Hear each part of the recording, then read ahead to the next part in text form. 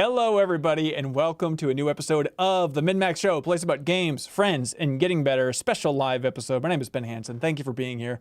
I'm joined by the one, the only, Jeff Marchiafava. That's me. That's him. Take him or leave him as he is. We're also joined by Janet Garcia. Hello. Welcome to the show. We're joined by Haley McLean. Hello. Hello and welcome, everybody. On this very special episode of the MinnMax Show, we're going to be talking about the Xbox Developer Direct, the big reveal of a bunch of gameplay and details on Microsoft's games for 2024. Then we're going to be unpacking Prince of Persia: The Lost Crown, the 2D Metroidvania, all that fun stuff. And then back after the show, you better believe we're going to get to a bunch of community questions that people submitted over there on Patreon. Janet, hi, how are you? Good. It's my first episode of the year, right? Yeah. We've only had one new one, I guess, last week, technically. But let's see. Stuff you missed. Hate to break it to you, Janet. I did finish Bayonetta Origins. Wow. On the beach, you really did it. I really did. I sat there on a beach and played through all of that game. Well, we don't have the same resources, Ben, okay? I guess that's true. But I'm not here to shame you for not finishing it, because I understand it. And I can... Whenever anybody asks you if you played that game, you can just call me up and I'll speak for you and share all thoughts and opinions on Bayonetta Origins, please. Our user wager. All right. Sounds good. That's how it works. Hey, if you're tuning in and you're saying, hey, where is the discussion about The Last of Us Part 2 Remastered? First of all, I want to know what type of person you are, if you're that eager for a Last of Us discussion. I am excited to talk about that remaster. Sony sent us came out 4 years codes. ago, you guys. Yeah, but this version does have some cool stuff. Sneak peek for our discussion next week. By the way, I am red hot on the developer commentary they included in The Last of Us Part 2 Remaster. Of course you are. It's 210s. Watch out. Greatest work of art of all time, developer commentary. Other game that you like. Making of Karateka? Yes. I can't imagine that'll come up in this episode at all. But point is, we're going to be unpacking The Last of Us Part 2 Remastered in a bigger way next week on the podcast. So get ready for all that. But this week, there's too much else to cover. But I do want to point out, if you are getting that version on PS5 to play The Last of Us Part 2, you could, if you wanted to, play along with The Deepest Dive, because we had the best, most thorough discussion about that game on the internet on MinnMax's YouTube channel. So you can check that out for a multi-part game club discussion all about that game. It's a very fun chat if you want to hear and play along with people who are experiencing that game for the first time. Or you can unlock the podcast version over there on Patreon if you want to. But Janet, we all shared our live reaction to the Xbox Developer Direct. You were not included in that stream. You were were you doing stuff with the remap, I presume? Mm-hmm. That's cool. What was your high-level takeaway from the Xbox Developer Direct? I am not that interested in a lot of these games, admittedly. Okay. I guess high level, I still like the format a lot. Yeah. It did... the glass did shatter when someone in chat pointed out that this is just a Prezi, and I'm like, oh my gosh, I used to love Prezi in high school. Oh, like the interface where they're like going around and clicking on different things to like present the different games and stuff. I'm like, damn, it is. But yeah, I still think it's a really fun way to look at things, and I think, as usual with these presentations, it can be a challenge, I think, to sometimes capture what's the essence that makes your game special, and how can we convey that? Like, Yeah. I think Avowed, it could be cool, but it was kind of tough to like convey that, I feel like, in this format. So a little bit of a mixed bag, but still liking the general setup that Xbox has for these. Yeah, I'm totally with you. I'm not trying to be too gaga about it, but I think this is like the perfect way to present games. Like, there's still a place for rapid fire. Here's a new game, but I think we all get kind of overwhelmed by that. But I feel like his presentation is the complete opposite of the Game Awards in some ways, where it feels like it's relaxed. It feels like it respects developers. We get to hear from a lot of developers that we don't normally hear from. Even like the Hellblade 2 section, like we didn't even see Tamim, who's the game's director, who's been in like every video about Hellblade ever. He wasn't even shown at all or mentioned, which was really odd. But I just felt like it had a great pacing. It's like, hey, we're going to really be selective about the games we're showing here, but trust us, it's worth us going in depth and kind of getting into more systems and gameplay focused discussions for these games. And I think, again, just to kiss Microsoft's butt a little bit, I think they do a really good job of like setting expectations too ahead of time to be like, hey, we're focusing on these four games. There's not going to be a shadow drop. Don't expect another hi-fi rush. Here we go. And I thought it was really well done then when they had the little extra twist of like, but we're sneaking in a fifth game. Like, that's a fun surprise. It'll get people talking and all that stuff. But I love the presentation. But Haley, did you have thoughts overall on the presentation before we jump into the specifics on these games here? Yeah, that very much gave like encore to concert energy. It's like they don't need to, but it's kind of almost a little bit expected, just so you leave it like, huh, more than I thought. So like, it makes sense why they're gonna have to do that every single time now if they're setting the precedent now. Right. That's what I want to ask y'all about. Like, at what point do you think the tables turn where we go into these saying, what do you think their other thing? What surprise is gonna be? Yeah, what's gonna slide into the screen? Right. How many times can they do that? Yeah, I guess that's a good question. I think they Yeah. have to do it every time now. I do think They they kind do of too. do. It's like an encore. Like an encore. You need it. Otherwise, everyone gets pissed off. You got to do it. But I thought it was good. I thought it's interesting that, what I kept thinking about during the whole time is like, of course, it's so fluid and easy to do this when you own most of these companies. So you're able to just go in and do whatever you want and record whenever you want kind of thing as the Well, parent company. I hear But, you, you but know. I mean, at the same time, like Ara, History Untold, Oxide Games, Microsoft does not own them yet. This kind of feels like a little bit of their audition to see if they can get picked up and absorbed into the They own beast. Ninja Theory, though. They And own, do. obviously, Obsidian. But Square Enix got in there. That's not a first party thing. Yeah. They had some range for what they're showing off here. But I thought it outlined Yeah. a really solid 2024 for Microsoft here. It made me a little bit more curious about a lot of these games while still showing enough. But Jeff, what do you It think? made me intrigued Oh, yeah. by some games I didn't think I was going to be intrigued by. Sorry. Yeah, no, that's That- exactly that, it. like Civ 4 kind of game, Arya, or whatever it was called. Like, I want to play that now. Yeah. Jeff, what do you think was the game you want to unpack the most? What stood out to you the most from this presentation? Well, that kind of gets into the problem that I'm a little more in Janet's camp. Great presentation, and I do really like how they had solid chunks on each one, and it was consistent across the board in terms of, I'm glad that they went to each studio and filmed everyone there and had a consistent style across everything. Yeah. I thought all the games looked good. I wasn't blown away by any of them. Okay. Yeah. I I think I'm in that same camp. I guess I'm most interested in Avowed still, but it was a bit of a weird. I'm interested in that because I like Obsidian and I liked the Lost World. Oh, Jeff, fan Wild credibility draining. Worlds? Outer Worlds, buddy. We did the deepest dive on it, for God's yes. sake. Yeah. See, I was so Jeff, you gotta concerned lean- about the worlds versus wilds See- that I forgot. That's The so hack, the hack first for that part. is to lean into not knowing and just be like the outer worlds of the echoes of the eye. Like y'all Just know what make it I'm a talking joke. about. Yeah, It's make it a like, joke. I oh, should've now it's thrown a in bit more. and not just you forgetting the Yeah. name of the game. That's smart. Yeah. Yeah, but so that's why I was most interested in it. They really talked that one up of like, oh, we're doing so many different things. And first of all, that's hard to do after Baldur's Gate 3 came out. That's a It's like, everything's gonna huge get- shadow. Everything's yes. going to get, compared to the best version of this kind of game that you could ever hope for. But even beyond that, it's like, oh, the combat's going to be so great, and it's so immersive and everything. It's like, that looks like Skyrim combat, like, and I'll applaud Obsidian for like they show the game that they are making and they do not really fancy it up. But yeah, I was left, I guess, a little underwhelmed by that. Really? But I think that is so. This is the game that's in the same universe as Pillars of Eternity. It is their first-person, open world-ish, maybe more of an open region type game. It felt a lot like Outer Worlds to me again. Like even seeing the conversations and stuff. And I don't know. We've talked about it before, and I still have the same weird takeaway for Avowed here, where it's like it looks a little budget. And that's kind of exciting to me. Like, I kind of want Obsidian to not break the bank making this huge, lavish thing that's going to take 10 years. I like the idea of like, all right, we'll make an RPG. It's going to take about 3 years to develop. And if you're an Obsidian fan, you'll probably like it. And here you go. This is what it looks like moving on.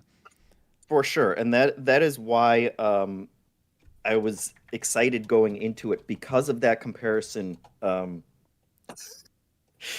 the Outer Worlds. Yeah, buddy, you got it. That was right. God, We I played swear to that God, game. that game is just impossible to remember the name of. But yeah, so like the Skyrim version of that, right? Yeah. Like do a smaller, more contained thing and focus on the things that Obsidian's really good at. And I guess, yeah, I don't know if I'm jaded from Baldur's Gate 3 or just like they spent a lot of time on wand combat and like the combinations that what you can was do with that. But like But all those combinations are things that we've done in so many games. You know, I feel like it's the kind of game that I'm just going to have to actually get it in my hands and play, and that's when the world will become more interesting and kind of the characters and, you know, stories that they're trying to tell. But it's tough to try and sell that kind of game in a 10-minute. It is. And even tried, I think, being like, oh, we have quote unquote thoughtful reactivity in our quest, and let's show you a little bit of a quest here. But even that snippet of the quest, it wasn't really hitting for like, wow, huge consequences for this decision. It didn't quite land. Maybe they wanted it to, but I mean, Haley, as a huge fan of Baldur's Gate 3, I mean, it's not fair to this game to compare it, but are you thinking about Baldur's Gate 3 as they're bragging a little bit about like, look, it's a reactive game. Your quest will have consequences in Avowed, we swear. Yeah, like I was thinking about Witcher 3 as well, because undoubtedly that all these kind of things stem. I think Witcher 3 still has some of the most memorable side missions of all time because they're morally gray and because you could finish a lot of them in both directions and still be either a nice person or a bad person depending on what you think. Right. And the fun of that isn't being explicit that it's morally gray and being like, this is morally gray, it's just like that's humans when they interact with things and things happen and you have to make a choice and oh, that's kind of weird, but anyways. And I don't know, sometimes if it seemed like maybe here it got boiled down to the most basic understanding of morally gray option choice of just like lesser of two evils, like everyone kind of gets it. I don't know, I kind of like when there's a bit more to that, where even if I pick the good thing, I still feel a little guilty, or what, instead of just lying to someone or not lying to someone, right? You get a reward, you don't get a reward. And also, but we don't want to spoil anything, so we're not going to tell you what any of the consequences are, but we're going to just tell you that there are big consequences for this thing that we kind of half demoed. It's like, but okay, it felt very canned in there, and that's what I mean by I don't know whether or not Avowed will be a good game or not, but it did not feel unique or like special in any way in the way they presented it. It felt like, have you played a game before? This is how games are. Like, oh, and you can do melee or you can do this. I also think with the magic, it was tough because it was hard not to think of Immortals of Avium. Don't say it. Don't say it. And I'm like, ooh, the Immortals of Avium effect. And yes, exactly. It felt like they got split both ways in a really awkward sense, where I think for a lot of us, and Jeff, I didn't finish Outer Worlds. Now it's in my head. I'm like, oh God. I didn't finish it, but I did really enjoy my time with it. The time I did spend with it. And I think part of that fun was the little character interactions. And again, we can debate how good is it compared to like the great RPGs of all time and things. But I really enjoyed those interactions. And I feel like I watched this and I'm like, what do you think makes this game special? I feel like I don't have the sense that you know that answer. Well, it's interesting. I mean, they didn't instill confidence that they knew the answer to that. You could tell that one of the key talking points was like, oh, this world is really vibrant and colorful. It's really different. And then, hey, look, dual-wielding pistols is unique in this type of game, and dual-wielding wands. Check this out. And Never seen dual-wielding wands before. No one has dared to come up with dual-wielding wands. And I hear you, it's not going to blow anybody away, but I do think, like, hey, if you like Baldur's Gate 3, here's a 30-hour, more janky version of that, and somewhere between Baldur's Gate 3 and Skyrim, but just a smaller, jankier version of it. Enjoy in 2024. I feel like I'll pick it up, but at the same time, I hear you that Haley said Immortals of Avium as well, seeing the combat. And it's like, well, the combat doesn't look honestly as good as Immortals of Avium, for being honest. And ouch. I mean, the RPG-ness, it can't get anywhere near Baldur's Gate 3 because that game's an absolute miracle. So it is kind of left in this bit of a dead land, unlike the Living Lands, which is where it takes place. Again, this is all just early, glimpses at this thing so far. I kind of want to push back on the Baldur's Gate 3 thing, because for me, I don't feel like every game needs to be the greatest game of all time. And I'm not saying BG3 is the greatest game of all time. I just mean that there's a lot of space to exist beyond the pinnacle. And I think sometimes we get caught up on, like, I don't know, I feel like that's specific to it being a slightly less popular genre than something like, an open world style game. Like when Breath of the Wild came out, I mean, there was a little bit of that conversation of how can games exist outside of Breath of the Wild? Isn't this going to ruin all games for us? But there's different things that are appealing in different games. Like the joy I get out of Outer Worlds isn't undermined by my appreciation of Baldur's Gate 3. Like, sure, I would say BG3 is the better game, but like, they're different flavors Yeah. and they're different things. It's not like every day I don't listen to the greatest album of all time. Yes, there's and gonna say, be- okay, I'm done yeah. listening to music. That's you exactly my know? point. I think there's going to be a slot for Avowed, even if it's not Yeah. turning heads left and right. Like, especially on Game Pass, like, yeah, of course everyone's going to jump in and try it. Yeah, Yeah. of course. Yeah, I think it is. It's just like the thing that they chose to focus on in this presentation in terms of storytelling. They're showing you, basically how their dialogue system is working, and it's like everyone's touch point for that is what they played a few months ago and probably all of 2023 to get through Baldur's Gate 3, and that ends up being a rough comparison, even though it's probably not hugely a valid comparison once the two games are out and you can you're not going to compare them side by side. Right, in that right. sense. Yeah, but they announced that it's coming out this fall, so we're gonna look forward to Avowed. Then Hellblade. Big fall game? I don't know what else is coming out in the fall, but It's claiming it right now. I mean, I guess Indiana wide Jones open might also right now, take it. yeah.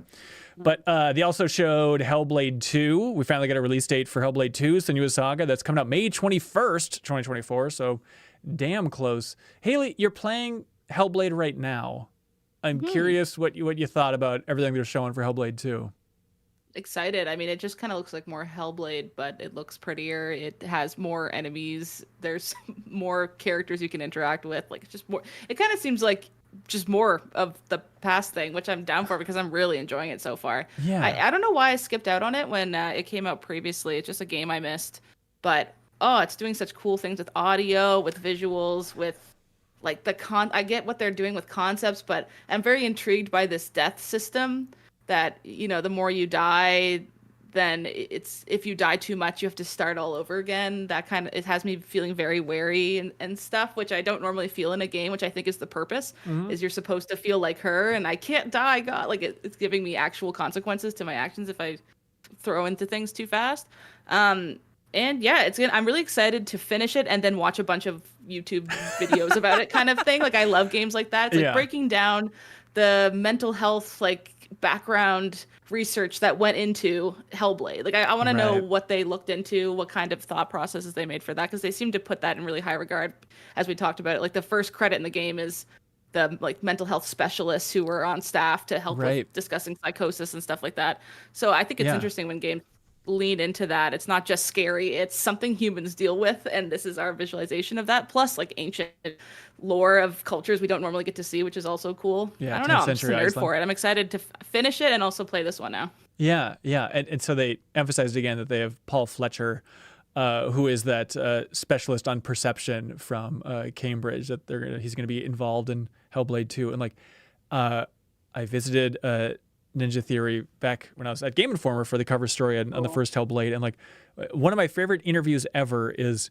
we went to Cambridge and just like went to a little, the point is we went to this awesome room at Cambridge and interviewed Paul Fletcher there, and it was it a secret room? No, it was like a fancy, cool college room, but like from Cambridge, so it was like built in like the 1600s or something. Everywhere. Yeah, it was just incredibly gorgeous, and we're sipping on tea, and then it was just like an hour of talking to this guy who's incredibly smart, just about like human perception and what a miracle it is that somehow everybody's sense of perception and reality is aligned. Like, it really doesn't make sense that everybody's just on the same page for reality. Yeah. And that was kind of the area of his focus. And so it was fun to see him pop up again. So yeah, it's interesting when we're talking about the messaging that Microsoft is slipping into these. Like, they did note, like, this is going to be a shorter narrative-led experience. I think they want to like get out to like, this isn't going to be Microsoft's God of War. This is still an artsy, weird thing. Don't expect a huge emphasis on combat. This is going to be a freaky, shorter experience, which is fun to have thrown out there, I was interested to see that very clear, right up front, first thing they said. Right. They weren't even like, Senua's back. They're like, this is shorter a narrative. Moving on. Like, it was very purposeful. I was like, okay, sorry. Like, I promise. I thought that's what it was going to be. Yeah. They showed the big surprise was Visions of Mana. That popped in here. That was the big twist, the big one they threw in there. Yeah, the game looks good. Like, I feel like Mana fans, they need to be thrown a bone after that remake last time around of Secret of Mana, which was a bit rough for a remake. But this one, it looks solid. It looks cute. They brought the original creator back to consult on his drawings for his fantastical creatures he came up with in high school and how they're converting those to 3D and stuff. But Janet, could you guess the Metacritic score, please, for Visions of Mana? Oh God, I don't know. I'd have to look at.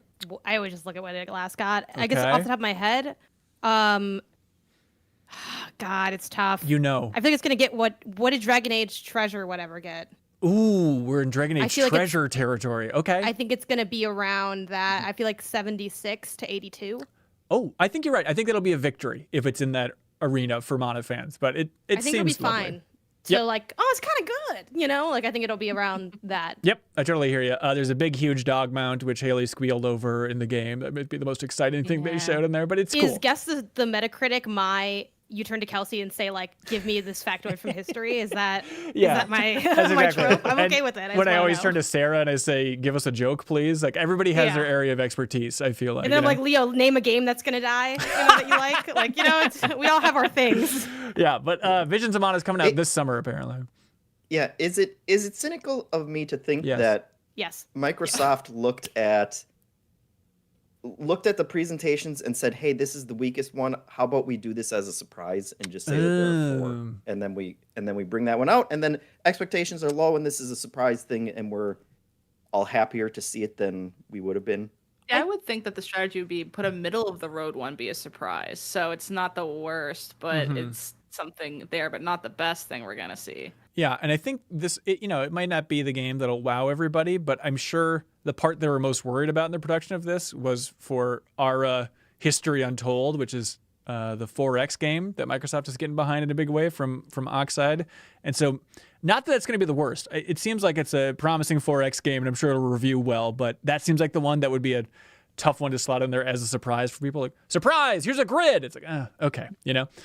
But yeah, this seems cool. Haley, you said you wanted to get into a 4X game at some point in your life? Yeah, I tried with Civ 5 a few different times, and I just really want to. It looks fun. It looks like I would like it, and I It seems like a sit you through. Oh. Yeah, and I sit through the tutorials, and I hear the horse noises as my horses go to the next grid and hit the other people with sticks and stuff. Yeah. And I'm like, I think I liked that they said that there's no downtime, because I really was getting kind of bored when I take my turn and then I kind of sit there while little animations happen. And I know you can skip those, but if I skip it, then I'm like, what just happened? It takes more time Yeah. to figure out what just happened a second ago anyways. So the fact that they're saying it's like a live simultaneous real-time turns for strategy, everybody. like things are happening right now. Well, no, And it's I not that it's real time. It's turn based. Just everybody's turns are at the same time, which is a weird distinction, but important, I think.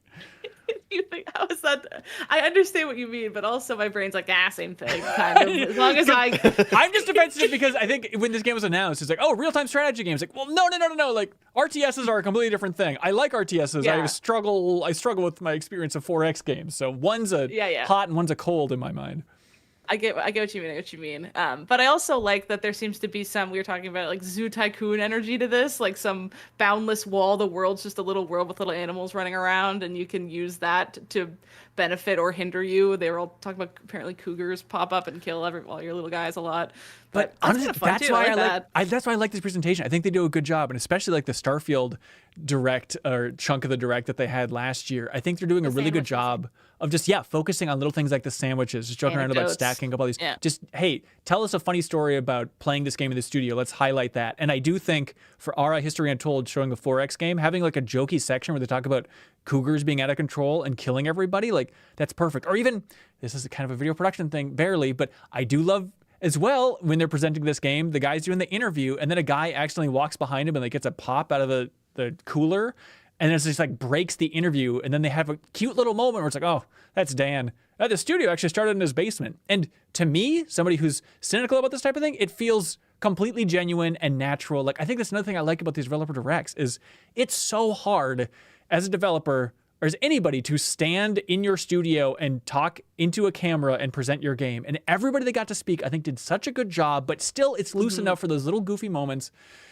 Anyways, our History Untold. I'm curious to see how it does. You know, Sega, just last year, maybe 2 years ago, they tried getting into the 4X arena. It seems like everybody wants a bite of that civilization pie. And they made a Humankind, which reviewed okay. I tried that. Did you really? Oh, interesting. But I bounced off because that was about the time when I was trying to get into this style of game, because Humankind came out, and then I asked for recommendations in our Discord, and they said Civ 5 was the most 5. like up to date. And yeah, and I was like, Interesting. okay, so I tried Civ 5 and I tried Humankind, and I bounced off both of them. Huh. Have you ever tried Civilization Revolution? Civ Rev. No. That's No. the one that they made designed for consoles, and they eventually brought it to like mobile, and you can check it out there. But if you're looking for like a baby version of Civ, it was really good back on 360. I need a and- baby version of Civ. Okay. I think I need I the look, biggest, I'm not babiest insulting version of anybody's all these intelligence. games. We need like but- a list of games like that, like baby versions, parenthetical, like respectfully. You know, Right, it's like right. And baby versions, non-derogatory. but we like babies. We think they're really cool. So anyways, I'm curious to see how Thanks, that. too far. Now it's weird again. Yeah, you Me and know your what? baby can play the game co-op. Oh, and that get sounds through it. adorable. Yeah. Yeah. But anyways, yeah, I'm curious to see how it does. It's cool that Microsoft is like showing a PC game and focusing on a PC game during this, because I mean, it seems like it's PC exclusive right now. So that's Why the way was your to- gut to think it was going to be on console? Because at the start of that video when it came Yeah. on, you're like, oh, console might be. Why did you think that? Because honestly, I thought it was like for all of these, they were going to be Xbox games. I didn't even consider that they would carve out time for PC, but I'm happy they're doing it. I think it's cool. Then the biggie of this whole thing is Mr. Todd Howard got out there and said, I've dreamed my entire life of Indiana Jones caressing me as I go to sleep. And finally, I've made the game. The name of it is... Fantastic impression. Thank you. Indiana Jones and the Great Circle. And Todd Howard from Bethesda fame, he's just the executive producer here, but he kind of got the ball rolling, this boulder rolling, Jeffem, for this There you entire go. project. Anyways, but Machine Games is making it the Wolfenstein team. You just cut the live feed right there. I really wish. That's just, and the podcast is just done. There's never an update again on the Patreon. Just MinnMax just Next goes from here on out. The murder mystery of MinnMax. Yeah, Ooh. that New Shot Plus writes itself. It really does. I But feel by like- that I mean Leo writes it and then has to act it out. That's right. That's right. Also, I feel like that was a new Plus show idea at one I point. think it was. like, I don't think We it had a was, lot of but- stuff in there though. Mystery. Wasn't there one that like, Jeffem writes an entire novel or something, and you're like, who put me down for this? Well, he wrote a children's book, but he complained about it so much it felt like it was a novel, apparently, because he really Yeah, didn't you, like writing that. you set me up on that one. Yeah, it was a classic. But bait and Indiana switch. Jones. Indy's let's talk back, about that. baby. Yeah, we get to see Indy. We got to see gameplay. Again, it was a really in-depth presentation. Like they really showed a Indy lot of depth. this thing. Yeah. Jeffem, gut reaction. Indiana Jones and the Great Circle. Feed it to us. How you feeling? I want to play it. Yeah, That doesn't sound like a it's- pre-order vibe. It's honestly right up there with Avowed, where it was like, Oof. man, I went into it stoked. They showed, Indiana's face, which it looked a little weird, but it's like, okay, they're going for the actual Indy. That's the one that I Yep. know.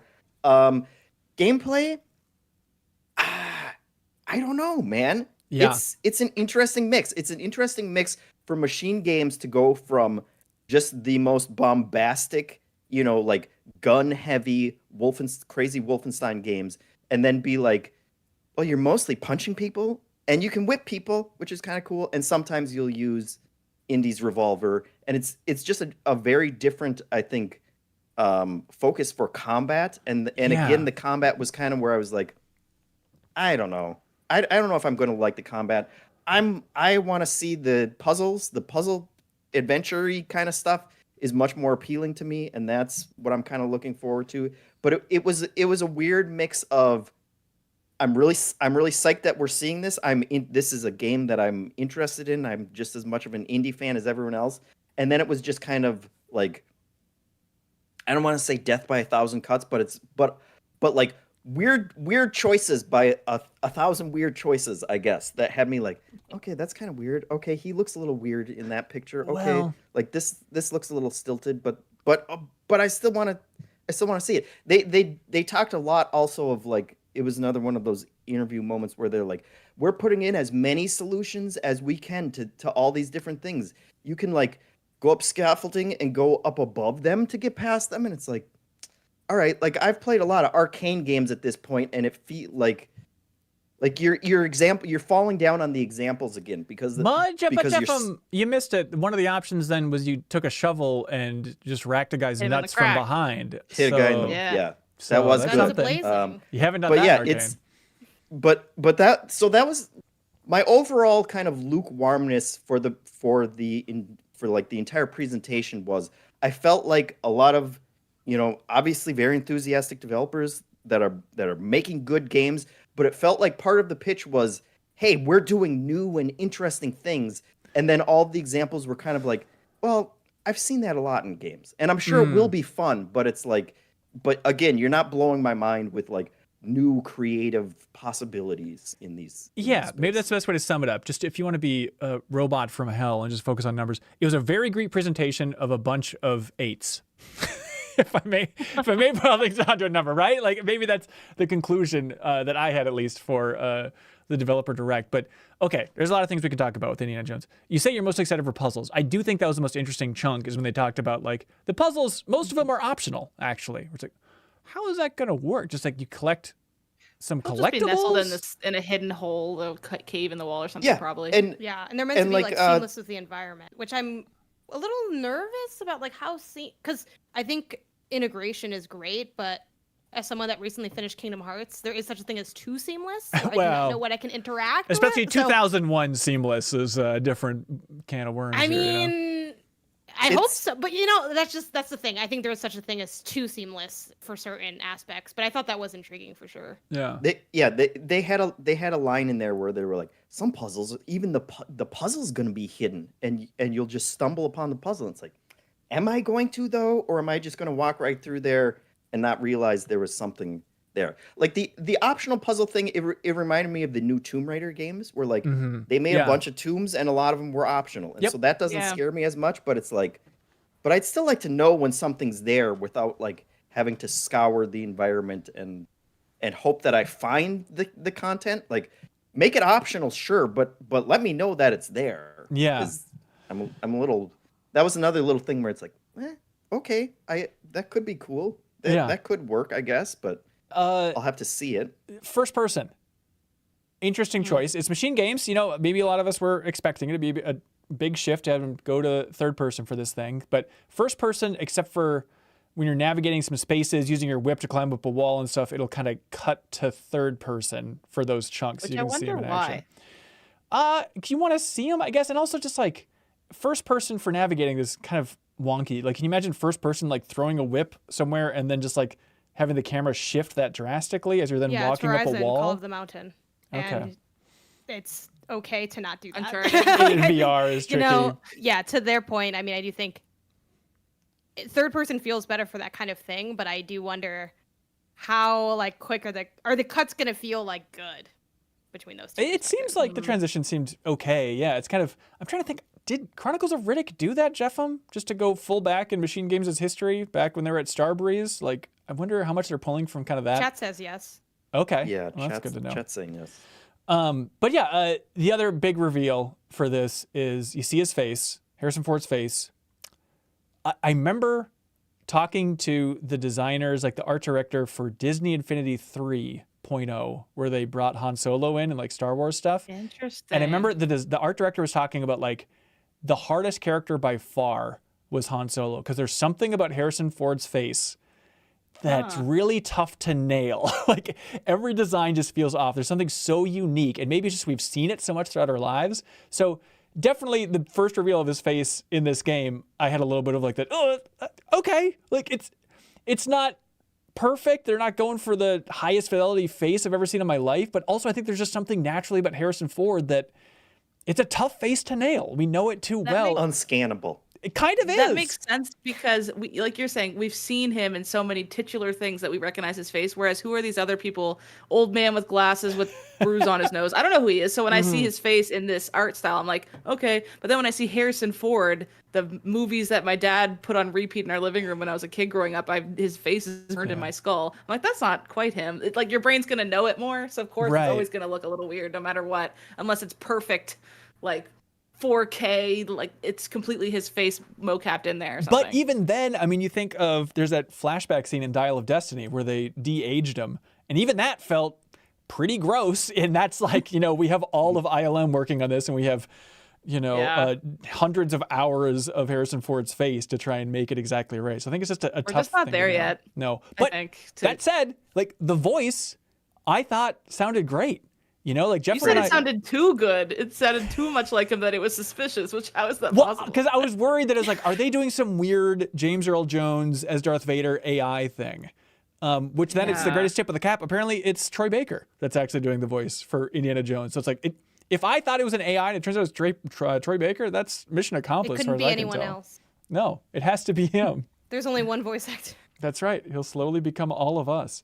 I do wonder because he stopped being on the Play Watch Listen podcast, which is a podcast I really love that Alana Pierce hosts. And I wonder if part of it now is like this project was ramping up and it's so high pressure with him being Indiana Jones that maybe that's part of it where he has to drop out. But that's weird fan theory stuff. Let's see. He probably once he starts doing a voice, he has to talk in that voice the entire. He's scared of giving it away. If he has a little smirk and a little Harrison Ford one-liner, that's absolutely in a podcast. That's a dead giveaway. Let's see. We were tickled pink by the idea of using a whip as a distraction tool as you're stealthing around because he's like stealthing around a box and then just throws a whip silly. above someone's head. What was that? I wonder if the guy whose only thing is his whip is around. Probably not. Like, that's so dumb. It's a weird bird call, but I guess I got to look over here now. He also uses I the did whip as like a scalar thing, which I know he Sliding does in around. the movies, but that would not work, right? Like you'd have to have the most crazy grip of all time in order So that's for where it you to draw not the like, line, Haley. You're like, you know Yes. what? You can whip people Cut the beside their cameras. ear and confuse them, but you can't roll down a rope. Yeah, their with it. faces can melt off, but this whip physics, I just don't think it's right. Uh-uh. I did like there were several times when he whipped people, and their reaction looked like they got whipped. Where it wasn't like extreme. It was more just like, Insightful as always, John. like what are you doing with the whip? Like when your Come on. brother hits you or something. Yeah, Like, ah, the towel heck? snap. It's like exactly. you got me. Yeah, he can shift from that mode from towel snap whip to this whip attack in your face will actually kill you. It also seems like once they get whipped, they just let him punch as much as they want. Uh-huh. As soon as that original whip there, they're like, I'm all right, you paralyzed." got They're too me. shocked, Punch yeah. me 8 times in a row. My helmet will fall off and I'm dead now. I do think this is going to be a huge make or break for the game is that first person punching like melee Yeah. combat. Like few games have pulled that off well. And it's like seemed like there's a little bit of a rhythm there as he's jumping from one person to the next punching them, but that I'm a little wary about that. I'm curious how it's going to land. That's going to need like 500 animations in there, constantly changing to not be just 1, 2, 3 hook and next guy 1, 2, 3 hook. Right. Yeah. Yeah, I fingers crossed they're able to pull it off. But Janet, how are you feeling overall about Indiana Jones? I think it'll be fun to get through. I don't know how good it'll be, which I mean it's kind Okay, of right? You never know okay. how good something will be. But it's one of those things where it's like if they nail this, like you can see all the ways this could be great, right? Where it's like, oh, the whip combat feels really fun, and I love how like the more I explore, the more I'm rewarded with like these puzzles and exploration's its own reward, right? The review writes itself. I think we can all see the world where if they land all these things, awesome. But there's also the world where they don't land any of them, and it's kind of like the vibes I got. The comparison I made is when I played the most recent Thief. Like I had fun, Okay, wow. but it's like Man, wasn't good. Thief. You know what I mean? Like I'm just hanging out, and it's like, but the vibes are there, and like, yeah, you know. but So if you're just playing I don't the- know which side it's gonna land on. You play that That's the thing. indie music underneath the Thief, and now we have a real game. Now we're cooking. That's with all I gas ever here. listened to. Again, the best album ever. Yeah, we got it. We can stop listening to music. 'Cause Yeah. That and Baldur's Gate 3. Just hand in hand. So they showed a couple weird nerdy details. Is they showed like running on a plane and jumping to another plane, and I think, correct me if I'm wrong, historians, but I think that was like a Japanese Zero that he was jumping onto. It's like, oh, I don't think Indiana Jones has ever encountered the Japanese. So that's an interesting twist. Jeff, correct me if I'm wrong. I'm sure there's novels all about it. And then the thing is, they have their whole enemy, and I do think it's a cool premise that they're like, this enemy is super psychologically focused. Like he's smarter than Indiana Jones. He's going to get in his head. It kind of feels like the Indiana Jones' equivalent of Thrawn from Star Wars, I guess. You know, it's like, so I think that's a cool angle for an Indiana Jones villain here. I just felt like he was gonna smack talk you and be like, "You have funny ankles," and I'll be like, "Oh my god, I do. How'd you know it was my one insecurity?" They'll I scan imagine you. you're probably right though. It will probably be more refined than like you have funny ankles. But in my head, it was just that's kind of what they. So you know, it's like, oh, he walked up to you and like smack talked you as you sunk into the sand. Right. Like, you're gonna die alone. No one loves you, and it's like, oh, my one weakness. Dying in sand. I've always been scared of this. But yeah, I'm excited for this thing, and it's coming later this year. Certainly seems like one of those games that could slip easily, but It's a big production, but I'm curious to see. And if you're excited for Indiana Jones, and again, let's just keep plugging. If you want to have something to fill the time, we did do the deepest dive on Indiana Jones and the Fate of Atlantis. Up till this point, the greatest Indiana Jones game. So you can play that old adventure game with us because it's freaking awesome. It really blew us away. There's so many cool things about that game. Lego Indiana Jones. Ooh, all right. The chat? That's a contender. Also, Lego Indiana Jones 2, that game that came out like a year after the first one, and they just redid the entire trilogy again. It was such a weird concept for that thing. But there we go. That's the developer direct, all that fun stuff. But let's move on to stuff we've actually been playing and not just looking at on a computer screen for a little bit here. Prince of Persia. The games that are also on a screen. Yeah, but this is completely different. We had our hands on a controller when I for click this something thing. happens. This is Prince of Persia. The video doesn't just stop. That's right. No, you're on top of it. Keep going. The Lost Crown, ladies and gentlemen.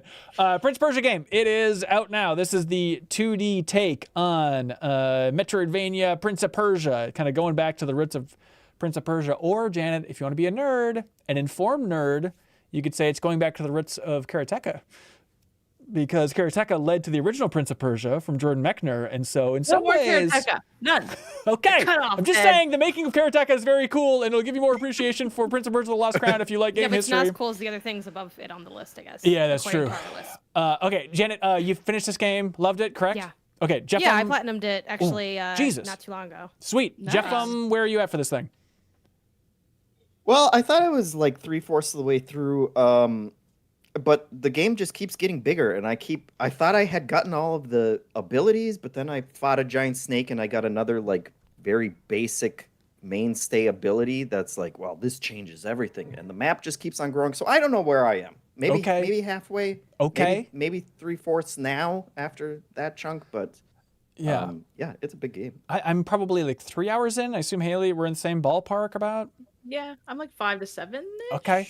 I feel like since we saw this game at Summer Game Fest last year, all of us have been like, this is looking good. This is looking good. And the verdict is, Janet. For me, I love it. I think it's an incredible game. It's, for me, the big takeaway is playing it so many times, like the SGF preview and then the 4-hour preview. It's like, cool, this is going to be a good game. How much higher will it go than that? I'm not really sure. And for a good chunk of my time, the thing that I kept coming back to was, I'm having a great time, it's awesome, but it is inherently, it feels derivative. Like I can feel like all of the things mixed together and taste all the individual ingredients. And it tastes good, but I'm like, I don't know if it tastes like its own thing. And then I got a little further and I was like, no, this is totally has its own staying power and is kind of, for me looking back on this, like I think it'll be another one of those like hallmarks in the genre that people can point to. Yeah. Maybe not for, for everything, right? But it really came into its own after a good chunk in. And again, I enjoyed it before, but I think the back half is really where I'm like, wow, there's some really neat surprises and things that I feel like make Prince of Persia special beyond the way it's in reference to so many great games that it came before. Yeah, and that's just like weapons and abilities and how animated the moves get and stuff like that. It's honestly like just the quality of the platforming just got better and better as I went. It had such wonderful sections. I think it's even in the details. Like one reason I play sometimes games I don't love or games that I don't even think are good is you still learn a lot from that. And one thing that I really appreciate in this is just like how cohesive the whole experience is, even down to the, little details of, okay, another disintegrating platform essentially, but it's different. This one has like spikes because it's the pirate area and there's traps with, there's just such a commitment to the depth and experience of what the different areas offer, but also beyond the combat, I feel like the abilities were used in really intriguing ways where I don't want to spoil some of the later abilities you get, but I'd get something and then I'm like, okay, cool. I can go here X, Y, and Z. I can go to this place and get up this high or whatever. And then I'd encounter like puzzles or areas where I'm like, oh, and you can use this ability to get through here. Or even in combat, like the way abilities cut through all the layers where it's not just a traversal thing, but one of the ones they show off in the trailer is the making a copy of yourself essentially. Yeah. And learning that you can, like within the in-game like optional tutorials, you can charge up your like heavy attack, make a copy of yourself with that charged, release it as yourself, go back to the shadow of yourself, and then release it again. I'm like, oh, Oh, That's so cool. That is neat. That's smart. Yeah, it's really smart combat and action so far, even just from the earliest hours. And it feels like it's just ramping up and getting better and better on that front. Just the abilities that you get pretty early on of like, I think it was during the first big boss fight in kind of the arena against the weird part bird, part lion thing, or whatever the hell it was with the scorpion tail, of course. Griffin thing. I guess, yeah, but then I had the scorpion tail. But I love that ability of just like, He doesn't know what he is. no one knows. That's But- why he's so pissed. I think so. But the game director is a big fan of fighting games, apparently. I think it was in Kyle Hilliard's preview over at Game Informer where that was highlighted in a bigger way. And like having that meter just build on the bottom for like, all right, level 1 abilities, level 2 abilities. And having one of those early on just be like, all right, you pop this at level 2, and then it's just going to have a healing circle. And wherever you drop it, it's just going to be there. And like, that's such a fun thing to have in a boss fight in a 2D game. Yeah, it's like, all right, I was dying so much. And so just jumping out, but always trying to get back to that hot spot to heal. Like even that was like, okay, I feel like I haven't done this exact thing in a game before. So even if it is very clearly inspired by Metroidvania, and I know they took a lot of inspiration from Metroid Dread, I do feel like there's a lot in here that feels fresh, when you combine these ingredients. Mm-hmm. Jeff, where are you sitting with it? Yeah, I am really enjoying it as well, and it's I streamed it a bit last week, and someone in the chat asked like, okay, so what makes this a unique take on the Metroidvania genre? And like I sat there for a long time trying to think of it, and like the best we could really come up with was like everything just feels really good. Like the combat feels super good, and I'm not a big stylish action kind of fan. I'm not a fan of fighting games, but like this one has enough depth, and yet it's easy enough to pull off all of the moves that you unlock. Where I guess most of them you don't even unlock. You can just do them, but there's a guy who will train you and like actually show you and be like, actually, this entire time, if you just hold up and then hold in the button, you'll hit him into the air and you'll go into the air, and then you can start doing air juggles, and like all of that's just there for you to discover, or you can go to this guy and he'll teach you. But like I went through all of his little lessons, and like I actually learned that stuff when normally I just don't care enough in a game. Like the combat is just that solid, and then the platforming just feels so much better than so many Metroidvania games.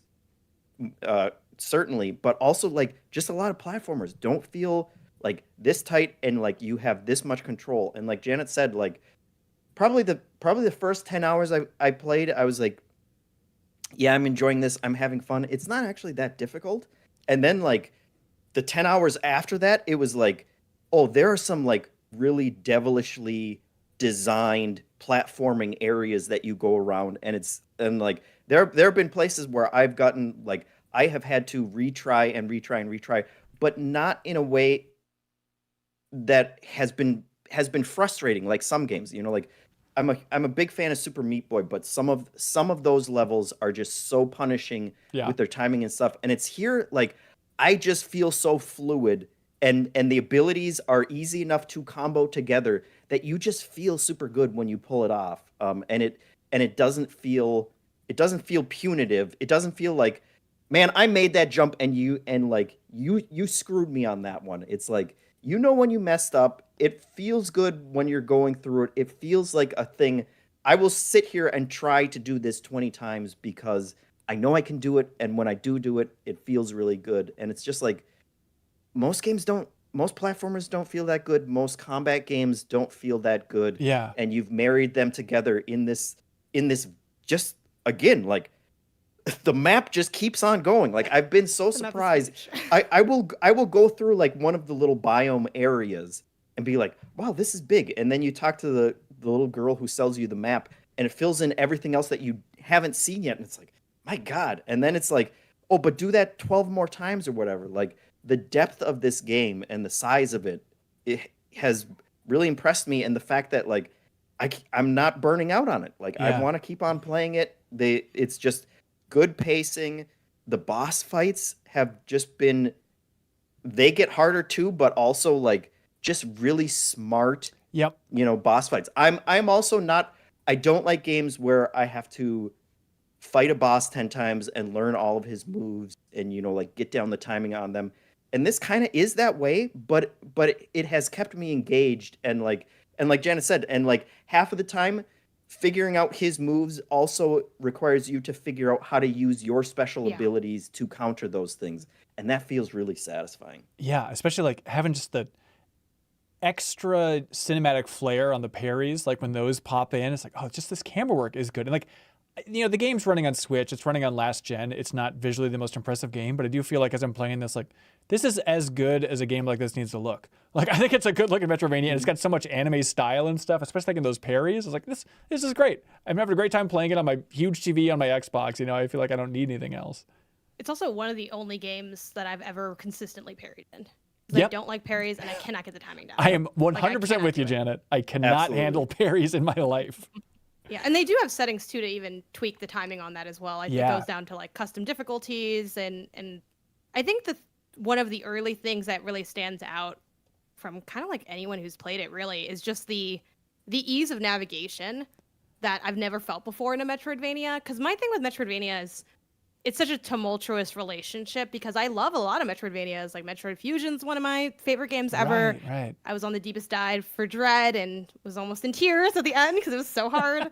But a Metroidvania, for me, it's only fun until you get really, really, really lost. And then I'm like, well, it was fun because I was figuring it out and doing it. Yeah. But the second that you can't do it anymore, it's not that fun. And I think people that are really good at them, they're like, no, I have fun the whole time. I'm like, that's because you never get lost. But like, you know, so I think the memory shards thing with just, everyone's talked about it, but being able to basically capture an image and have it stick to the map. So smart. And to go refer to that. It's great. Is like, thank you. Like, you can make a Metroidvania that isn't annoying in that way, that doesn't create that kind of pain point, and still fun to go around. I think too, a thing I really appreciated in it is just how I don't feel like I'm just waiting to get an ability. Like, there is an aspect of that where I'm like, I guess I'm going to be able to jump higher. Like, you can see that in the design.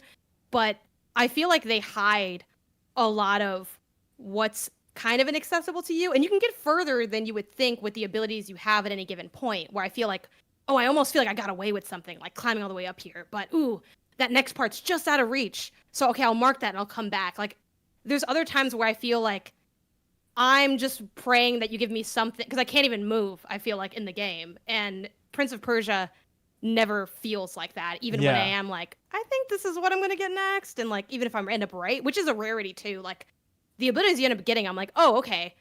So I'm still not getting this other thing that I thought I would get. Okay, cool. What's this open up? And then you're kind of continuously on that. It's just a really satisfying loop. Yeah. It's sorry. No, please. None of like the cheap out, like, okay, this is really just a key card for those kind of Yeah. Right. The red door. things. It's like everyone is, it will get you to those areas that have been locked off to you essentially, but it's also a really useful ability that you're going to use in a bunch of different ways that you didn't anticipate. Yeah. It's weird to play a game like this, and I feel happy for Ubisoft to get this win. You know, I love the idea of Ubisoft like making a medium-sized project compared to just Assassin's Creed Infinity, and their juggernauts that they seem hell-bent on creating, just bigger and bigger and bigger. Like, just, it feels like, you know, calling back to the level of Ubisoft that, oh God, what was their RPG that they made in the UbiArt engine? Oh, help me out, live chat. But it just, I love Ubisoft trying to make a medium-sized game and it paying off in such a big way. Child of Light, thank you, Crowboy, in the chat. Oh, yeah. It's just, I feel happy for them, and it just, because it just feels like, all right, the budget wasn't ridiculous. You know, maybe if more huge studios and publishers out there are just trying to make games of this size, gamers will like it because it's a very well-designed game that pays off for the Metroidvania genre, and now studios won't collapse if it doesn't make a gazillion dollars, you know, which is just the case more and more with these huge budget games. Yeah. The other props I wanted to give was, being another Ubisoft game, they have the exploration versus guided mode. Yeah. And it totally works here. Like, the exploration mode feels good, unlike, you know, all the complaints I had about Avatar. Like, I played the entire thing in exploration mode. It's totally fine. Sometimes they'll give you, you know, a few hints about what you're supposed to do next, and it's enough. Like, in part because every area that you go to, you're just kind of already invested in, like, okay, there's 3 ways out of this room. I'm definitely gonna go to each one, and I'm gonna, you know, see what's up there. But yeah, it's like, That's the perfect way to play it for me. But I'm glad that they also have a more, directed mode if you don't want to do that. Which Janet looks like she's questioning. Well, because that's actually one of my beefs with the game. I don't have too many complaints, but for a game that has so many smart quality of life choices, there's a couple that are like a little glaring to me, and one is the guided mode. It's not very guided. Like, it's not. Isn't I it? think the exploration mode is great in that it has so many guides that you're kind of alluding to, Jeff. Things like, what I call the Ghost of Tsushima wind, that it has like when you're Right. near a save point, kind of guiding you there. So I love that there's guidance in the exploration mode, but on that vein, I thought when I toggled on guided mode, because I wanted to see, what it was like to go in that mode, it just kind of adds like a marker for where you need to go next. But like, it'll add that marker to like the general area, even if it's like an undiscovered part of the map. And I'm like, yeah, I know I got to go east. They told me go east. That doesn't actually help. Like, I thought it would just have more. Like, I wanted Shortest Dead path Space there. level. Oh my zoop, god! Like, give me a line. Like, because that's what you're proposing, I think, when you create that dichotomy. Another glaring thing for me is fast travel. We got these little fast travel points. Pretty rare. And you can only go from statue to statue instead of checkpoint to checkpoint or traveling at any time. And in a game that's supposed to not be annoying, I feel like y'all left goal. in one annoying part, which I think is kind of odd. Yeah, that was the one complaint that I wanted to bring up too. Was I feel like the trees are great. You got plenty of trees that you can find and save at. It feels And like heal. the fast travel locations are at like 10% of those. Yeah. And sometimes you look at the map and it's like, I have to go back there. And so like, where's the closest fast travel? And it's like, I have to go through that many rooms to get back to one of those places. But they just want you to that- have more exciting stuff to uncover on the map, probably. If it was just the trees, like, all right, here's another tree. But to give something different that you can be excited about finding on the map, I guess that's the payoff they're going for. they're usually right next to trees as well. Yeah. It's just that they're a little too rare. I could use twice as many of them just to kind of bridge that gap when you're in some areas, and it's like, I don't want to have to run back and forth through this, Sure. room. I've already discovered everything in it. I don't want to have to make that run back to a fast travel because now I got to go to the opposite end. And of what's the map. shocking is they never give you anything for it. Because I assumed, okay, well, at one point, surely they're going to give me like a magic pair of pants I can buy where I can fly through the. I don't even care. Right. Don't put it in universe. Is it real life money? What's your Venmo? Like, let me do. As someone that pursued it's not completionist run because it's like 98%, but like for the platinum especially, like I loved getting to play more of the game because I think it's a fantastic game. But holy cow, was that like, it's like, those platforming sections that you're like, this was great because it was challenging and fun. What if you just had to go back through that just to get to the next spot? Yeah, and that I'm like, sucks. no, let me just kill myself on these spikes over and over again because my health is so. So it's like stuff like that. I've where I'm definitely like, done why? that. Yeah. Yes. Yeah, there have definitely been times where I'm like, okay, which tree did I save at? All right, I'm just gonna jump my head into these spikes 15 times because that will be faster than having to run back through those hell rooms. Yeah. Prince of Persia, The Lost Crown, everybody. $50 on Switch, last gen, current gen. It's not on Steam. It's just the Ubisoft PC store, which is a little bit frustrating. Maybe it's just because we just went through all of our Game of the Year stuff not too long ago, but I feel like this is going to be the number one choice for Game of the Year 2024. Everybody being like, no way, that came out this year? Oh my God, I can't believe that was 2024. But this is the January version of that, everybody. So get ready for it. But Prince of Persia, The Lost Crown, y'all. Hey, Janet. Hello. Hi, Janet. Do you know how this whole thing operates?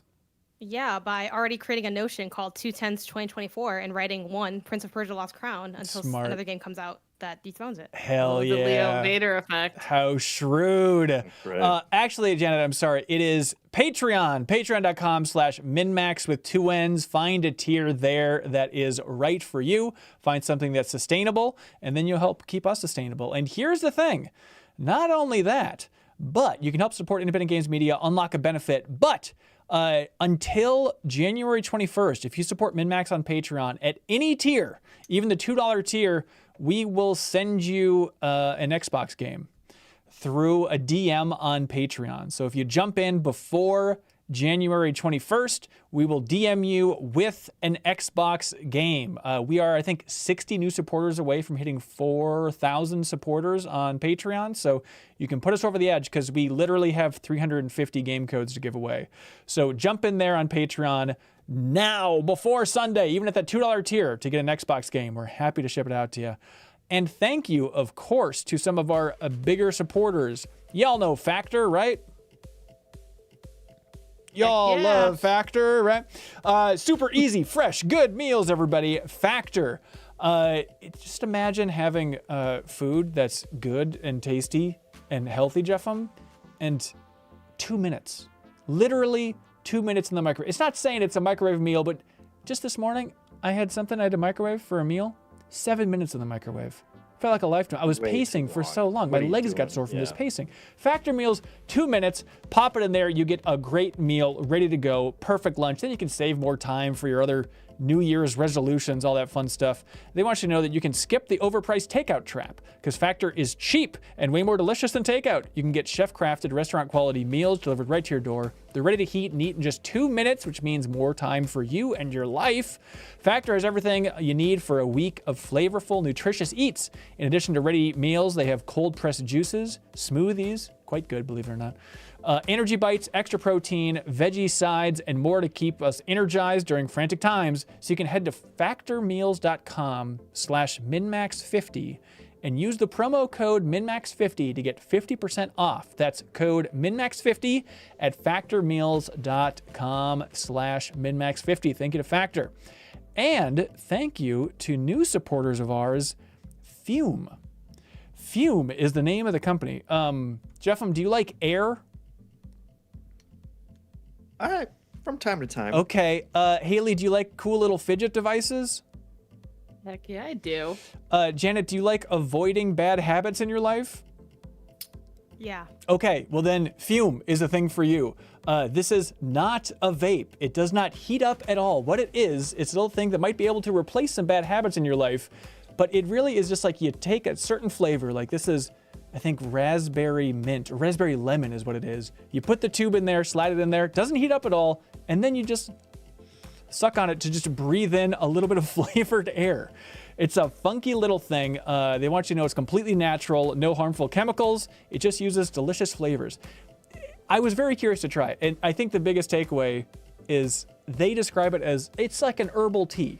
Just a very light thing of flavor, and also, it does feel cool. It's heavy. You can twist it around to determine how much air is actually coming through this Fume device. So if you're interested in that, you can check it out. They say right now is the best time to start the good habit with Fume. All orders for the month of January have buy one, get one cores. Those are the flavor cores. So you can stock up for that New Year's resolution. Plus, as a listener of the show, you get an extra 10% off when you use your code. So head to tryfume, that's FUM.com/MinnMax, and use the code MinnMax for an additional 10% off, plus buy one, get one cores until January 31st to help make starting the good habit, as they like to call it, that much easier. Start the good habit at tryfume.com/MinnMax to get 10% off. There are links below for all this fun stuff. So shout out to Fume for jumping on as a new supporter of the show. And of course, thank you to the good folks at I Am 8-Bit. They want everybody to know about the Minecraft Dungeons vinyl box set, which is available in the I Am 8-Bit wonderful online store. This is a 4-disc vinyl soundtrack on nether purple and orange vinyl. It has music and remixes by Johan Johnson, Peter Haunt, Samuel Aberg, and a ton more folks. Grant Kirkhope is in there. My God, he composed the music for the end of this podcast. Album arts by Mojang Studios, so check that out at I Am 8-Bit's wonderful online store. They have so many vinyls there that are available, and they have so much other stuff in their store that's just the best. So go to I Am 8-Bit's wonderful online store. You can use the promo code OldGameZine. OldGameZine. You can check out the spelling in the link below. Check out the description for the spelling of that to get 10% off everything at I Am 8-Bit's wonderful online store. And Haley, I'm not trying to put you on the spot, but you just ordered something today from them, right? Using that code? Mm-hmm. and I used the whole game sign. I had to slow down and type it out. It was kind of hard to know what to type it out. I pre-ordered the Sea of Stars vinyl. It looks sick. I love the art for it. Yeah, it's a physical edition of Sea of Stars. It looks fantastic. I'm sure we'll promote it on the podcast coming up. But help support I'm 8-Bit because they support MinnMax in a big bad way by shipping out a prize to the MinnMax community. Whoever has the best question every week, submit it over there on Patreon. They get a physical prize thanks to I'm 8-Bit. So help support them, please. Links below for all of these promo codes and all this fun stuff. And we, of course, need to remember whoever sent in the absolute best question submitted it over there on Patreon this week because they win the A Little to the Left vinyl soundtrack thanks to I'm 8-Bit. So look alive, everybody. That's my client's game. Oh, really? Ooh. Yeah. Oh, that's cute. They're from here. They're from Halifax, Nova Scotia. It feels like a Nova Scotia kind of game, I got to say.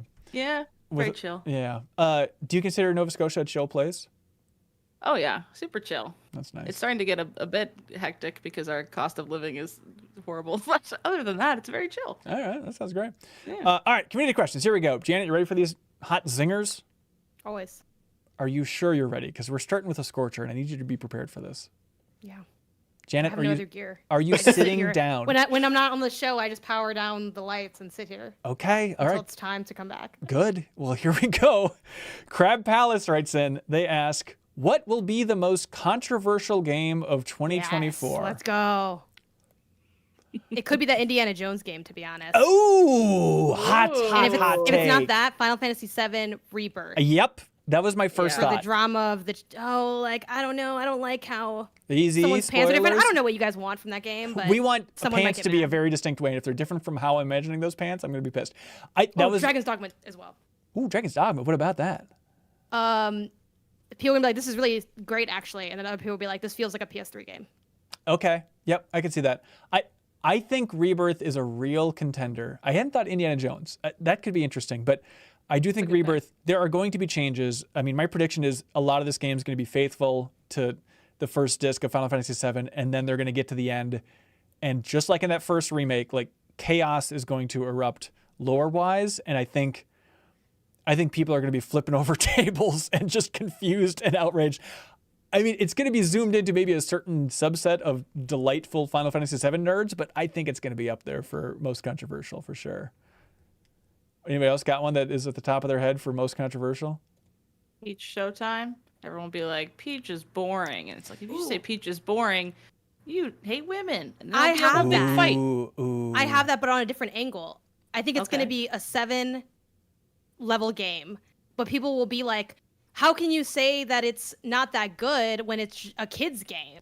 I think we're gonna have the kids game discourse for that. Oh, kids game discourse. my daughter liked playing it, so why are Yeah. you reviewing it and saying it's not that good? What'd Okay. you expect? Odyssey? It's not gonna be Odyssey. And I'm like, okay, you're projecting a lot of stuff. Like, Oh, they're definitely going to compare it to Odyssey, which is the most unfair game to compare. Right. Like, how is that? That's Yeah, it's like, not why gonna does be Princess Odyssey. Peach not get the budget that Mario does with Odyssey? Okay, I could see a lot of those hot no, I takes. think it's gonna be more like people are mad that other people are reviewing it in a serious way, which it's a game, where they'll be like, oh, but it's not. Like, a lot of times when there's this game that's like has appeal for kids, they're like, well, you can't review it because it's not meant to. They didn't want it to be good, and that's why it's not that good. Why are you even talking about the fact that it's not that good Yeah. when they never said it would be? It's like, oh, okay. I do think, people in the chat are like, oh, Suicide Squad. It's got to be Suicide Squad.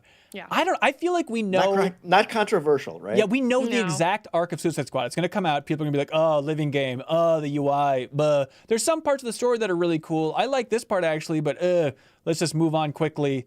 And then it's not going to sell well. And then there's going to be layoffs at Rocksteady, and we're all going to be sad again. Like, I feel like we have a crystal ball already for every discussion we could ever have about Suicide Squad and Rocksteady after that, sadly.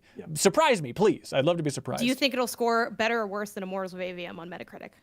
What is Immortals of Avium at? 69. Nice. I think it'll get exactly the same number. That's a cop-out answer, and I refuse Okay. to accept it. I think it's going to score Lower. I think it's going to be. I think it's going to be 70. I think I'll put it at 70. Okay, all right. But I mean, 1% higher. so, yeah, it's a pretty bold Really good take. game. Didn't we just say on Tuesday that we thought it was going to be lower than Blackgate though? I And think wasn't we did. Blackgate like 65? Don't check the tape. Yeah, Jeff and I Is that, played and then, Arkham Origins. what's the other one Blackgate. that like it didn't? It was Arcane, and it was bad. What was that? Oh, From like Redfall. last year.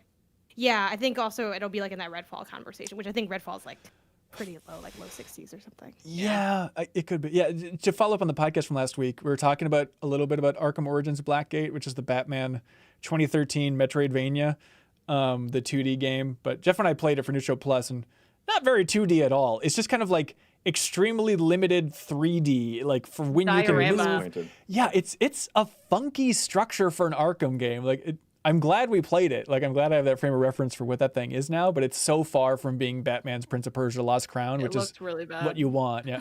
Yeah. Okay, Redfall has a 56. There's no way it's gonna be that low. No. Absolutely. I also feel like, did we go too far? Like that sounds really like, I don't know. It wasn't good, but like neither was Princess Peach's game probably. Like, it's like was it that serious? You want to get real for some controversial games that people are probably going to be tearing the internet apart about in 2024? Number 1, Open Roads from Fulbright, right? Like if you remember the whole Steve Gaynor ousting lightly of the studio, but he's still involved a little bit. I feel like when that game comes out, everyone's going to be like, how do we feel about talking about this? Could have been a lot worse situation for Fulbright, but no one feels great about Steve Gaynor's leadership. It's just going to be a weird, murky one, I think, for the press to talk about. Yeah. And then the other one is Edmund McMillan, speaking of Super Meat Boy, the co-creator of Super Meat Boy, he's making that game that's called Mugenics. And imagine a game based on eugenics will be a slight discussion. I want to know why that. I mean, here's the thing. It's gotta there's someone had to have told him like, hey, you shouldn't name your game. But it's a pun. Eugenics. Like someone had to. And I get it's just like, it's just for the pun and like the mixing of the DNA. But like, I mean, this Mugenics reminds me of like, you know how we think of New Show Plus names and we go straight for puns, and then right after that layer, we're like, now let's think about how this exists outside of the pun. I feel like Ed McMillan was like, never F did that layer. Let's stop now. Yep. Let's go for it. And I don't understand. I've been thinking about this forever. So like, I'm actually kind of upset you brought it up. Because they announced it in what, like 2014 or something, which feels like the peak time to name a game Mugenics. And now 2023, it's like, but it'll be fine. It's a game about cats and mixing breeds of cats. It'll be fine. But people will certainly talk about it. Weren't you a fetus in Binding of Isaac too? Right. And everyone was just like, eh. But this feels more their games like... are gross and weird and... Yep. Yeah, it just feels like it's in, it feels worse. Like, okay. And I guess for those who don't know, like you can look up like the definition and history of eugenics, which is like back to, the idea of reproduction, human reproduction for like desire traits, which has like a lot of ties to like racism and other societal issues. And that's why it's like, I know what connection was made here, but it's like, okay, but like, what about this other, like, it just feels so glaring you didn't go beyond the pun. And that's the charitable reading, because there's obviously a less charitable reading of naming your game what, eugenics. That he's really into eugenics for humans? No, it's just that more that you would know that, you acknowledge it, and you don't care. Because there's like, like, I didn't think about it, or I didn't think it was that deep. And then there's like, no, I was told that it was, I thought about it, and I decided I did not care, which is the less charitable reading. I mean, I think that's exactly what's going on here, but I don't think it's I hate that, then. I don't know. Jeff, you got a controversial game for 2024? Yeah, not that controversial, I guess. So I've already failed the question. But Star Wars Outlaws. Oh, good pick. People are going to complain about that, right? There's no way it's Star Wars. EA pulls everything off fine, and also it's you're Ubisoft. playing as a female character. So of course people are going to complain about it. Yeah. Good news is there's no way that's making 2024. I mean, they just released Avatar: Frontiers of Pandora, that same studio. I gotta go by what the calendar says now. Yep. I have a question about that though, Jeff. Do you feel like what would be the controversy that you see? Like some people will think it's good and others will think it's bad. Like I mean, I'm sure we'll have like dumb microtransaction talk because weird it's like Ubisoft, live Jeff. service it's stuff Ubisoft. is probably going to pop it's up Ubisoft. in there, it's and Ubisoft, then you'll Jeff, have it's Ubisoft. It's Ubisoft, Jeff. It's Ubisoft. Didn't I? You said EA twice. Well, you know what? Honestly, same. Yeah, same difference. But then like I'm sure like user scores are going to be way down because it has a female character, and then like the media is going to play along with that, and we're like we hate that stuff, but we love it too when your job is like writing about that kind of stuff. Yep. And let me just pre-write a hot think piece as well, people are going to say Star Wars Outlaws is a better Indiana Jones game than Indiana Jones, because people would be like, oh, she has that Han Solo swagger and you can feel the Harrison Ford kind of heart of gold in there. And I bet there's going to be some real hot takes, just scorching hot takes. Plus, half the people are going to think it came out from EA, and that's going to be Oh its my whole God! other How do you controversy. correct that on a podcast? Yeah. It's impossible. Where did Yeah. that start? There's no way of us knowing, you know. Bo Bakken writes in, This year sounds awful. Let's just skip to next year. I don't want to do any of this discourse, actually. Janet, mark your calendar. Let's talk about open roads and mutagenics on the podcast again. I think it's going to be a hoot for the whole Honestly, family. I'm there for Yeah, it. bring Also, the kids. I think open roads will be like season level of quality, Yeah, probably. which I'm upset by because I think the premise is very cool, but I don't know. Bo Bakken writes in, they say, so last week y'all were gushing over Red Dead 2's visuals and it reminded me of something. I'm a painter, congratulations. And ever since Skyrim, I thought it'd be fun to make physical canvas paintings of landscapes from games. Maybe Haley knows the answer to my upcoming question. Can I legally sell original paintings copied from a screen grab from a video game? Ladies and gentlemen, Haley McLean, the video game IP lawyer. Take it away, Haley. The boring legal answer is it No. depends on everything. Oh, of course. don't Like, say it. Boo! Jeff, I'm Gotta gonna say say it, Say gotta the say it. line, Haley. Say the line. That'll Come be on. $3,000, please. No, it's so part of the fair use argument, because you think of parody and satire; those are the common things with fair use that everyone talks about.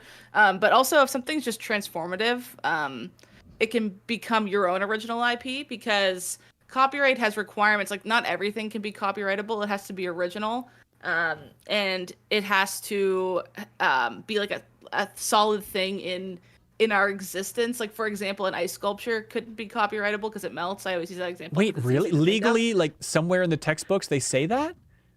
Well, yeah, it's like an example. Like I got taught when I was learning copyright law. But like a photograph of an ice sculpture could be your IP because it's fixed. It's in a tangible medium. So hang on, sorry, Haley. I'm sorry. Let me just derail this from Bo's question. So could I, like, in front of Disney World, never minding the temperature, make a big ice sculpture of Mickey Mouse and charge people to come see it? But it's melting, so you can't hold it against me? Well, then also Disney could walk up and do that too because it's not your IP. I don't like, or care. whatever. They can But do it if they it's want to still as your- well. That's still your property, but it's like not your intellectual property, if you know what I mean. Like there's a difference between physical property and intellectual property in a way because you can own, like I could own a mug but I could not own the art on the mug. Do you know what I mean? Or you could like Sure. the whole God, games she's right. debate. I held a mug to the screen. Like Janet couldn't take that pattern and start commercializing it on different stuff, but she owns that mug. That's Janet's mug. So there's a big difference between like the physicality of the thing you're buying. That's why everyone's talking about like, remember that exec, was it an Ubisoft exec also Yeah. who was like, Yep. you're used to not owning your games. It's like, well, there's a difference between owning the physical disc and owning the stuff on the disc. You should be allowed to put that disc in and it works anytime, but you don't own the game. That means you own access to the game. So it's kind of weird when people talk about it that way. I always get a little confused because I don't own Red Dead 2 because I have discs of it. I own the right to access it whenever I want on my console that I own. So it's like there's like it's like differences in how you discuss things. But to the transformative purpose thing, there's like a lot of case law where people would take like a print and just repost it and change one little thing. Yeah. Is that transformative or not? The way they phrase it is it has to have a modicum of creativity, which is so subjective, but there has to be, you have to do something to it. You can't just repost or whatever. So, There's okay, a lot of so- interesting. So this exact example, Yeah. right? Like painting something from Skyrim. You take a screen grab of a beautiful piece of scenery. Can you just Yeah.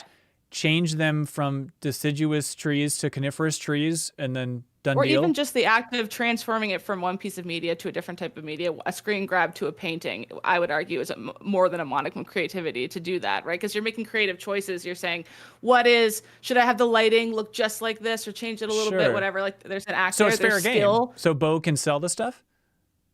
I mean, that doesn't mean that if you take a still that it's exactly a still that's very popular that they might take issue with it. Like you could still go to court for any of this kind of stuff if they are annoying enough and want to, but I would argue you have a modicum of creativity there. You could paint it and change it. But there's like a lot of other interesting case law where there isn't that creativity. Like one guy set up a camera that just took pictures nonstop for 24 hours.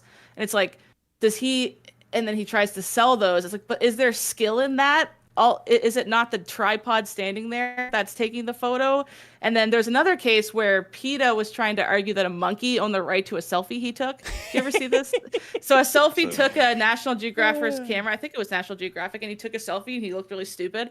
And then it made the cover of some magazine. It was making a ton of money. And then PETA was like, he should own that. That's monkey's IP. And they argued that there was no creativity because monkeys can't really do that. So he didn't own the IP in his selfie picture. The photographer did. There's a lot of weird ways you can apply it, but case law is always really fun with those because it's humans deciding what's creative or not, which we really should do, but we have judges that are all in charge of doing that and deciding that.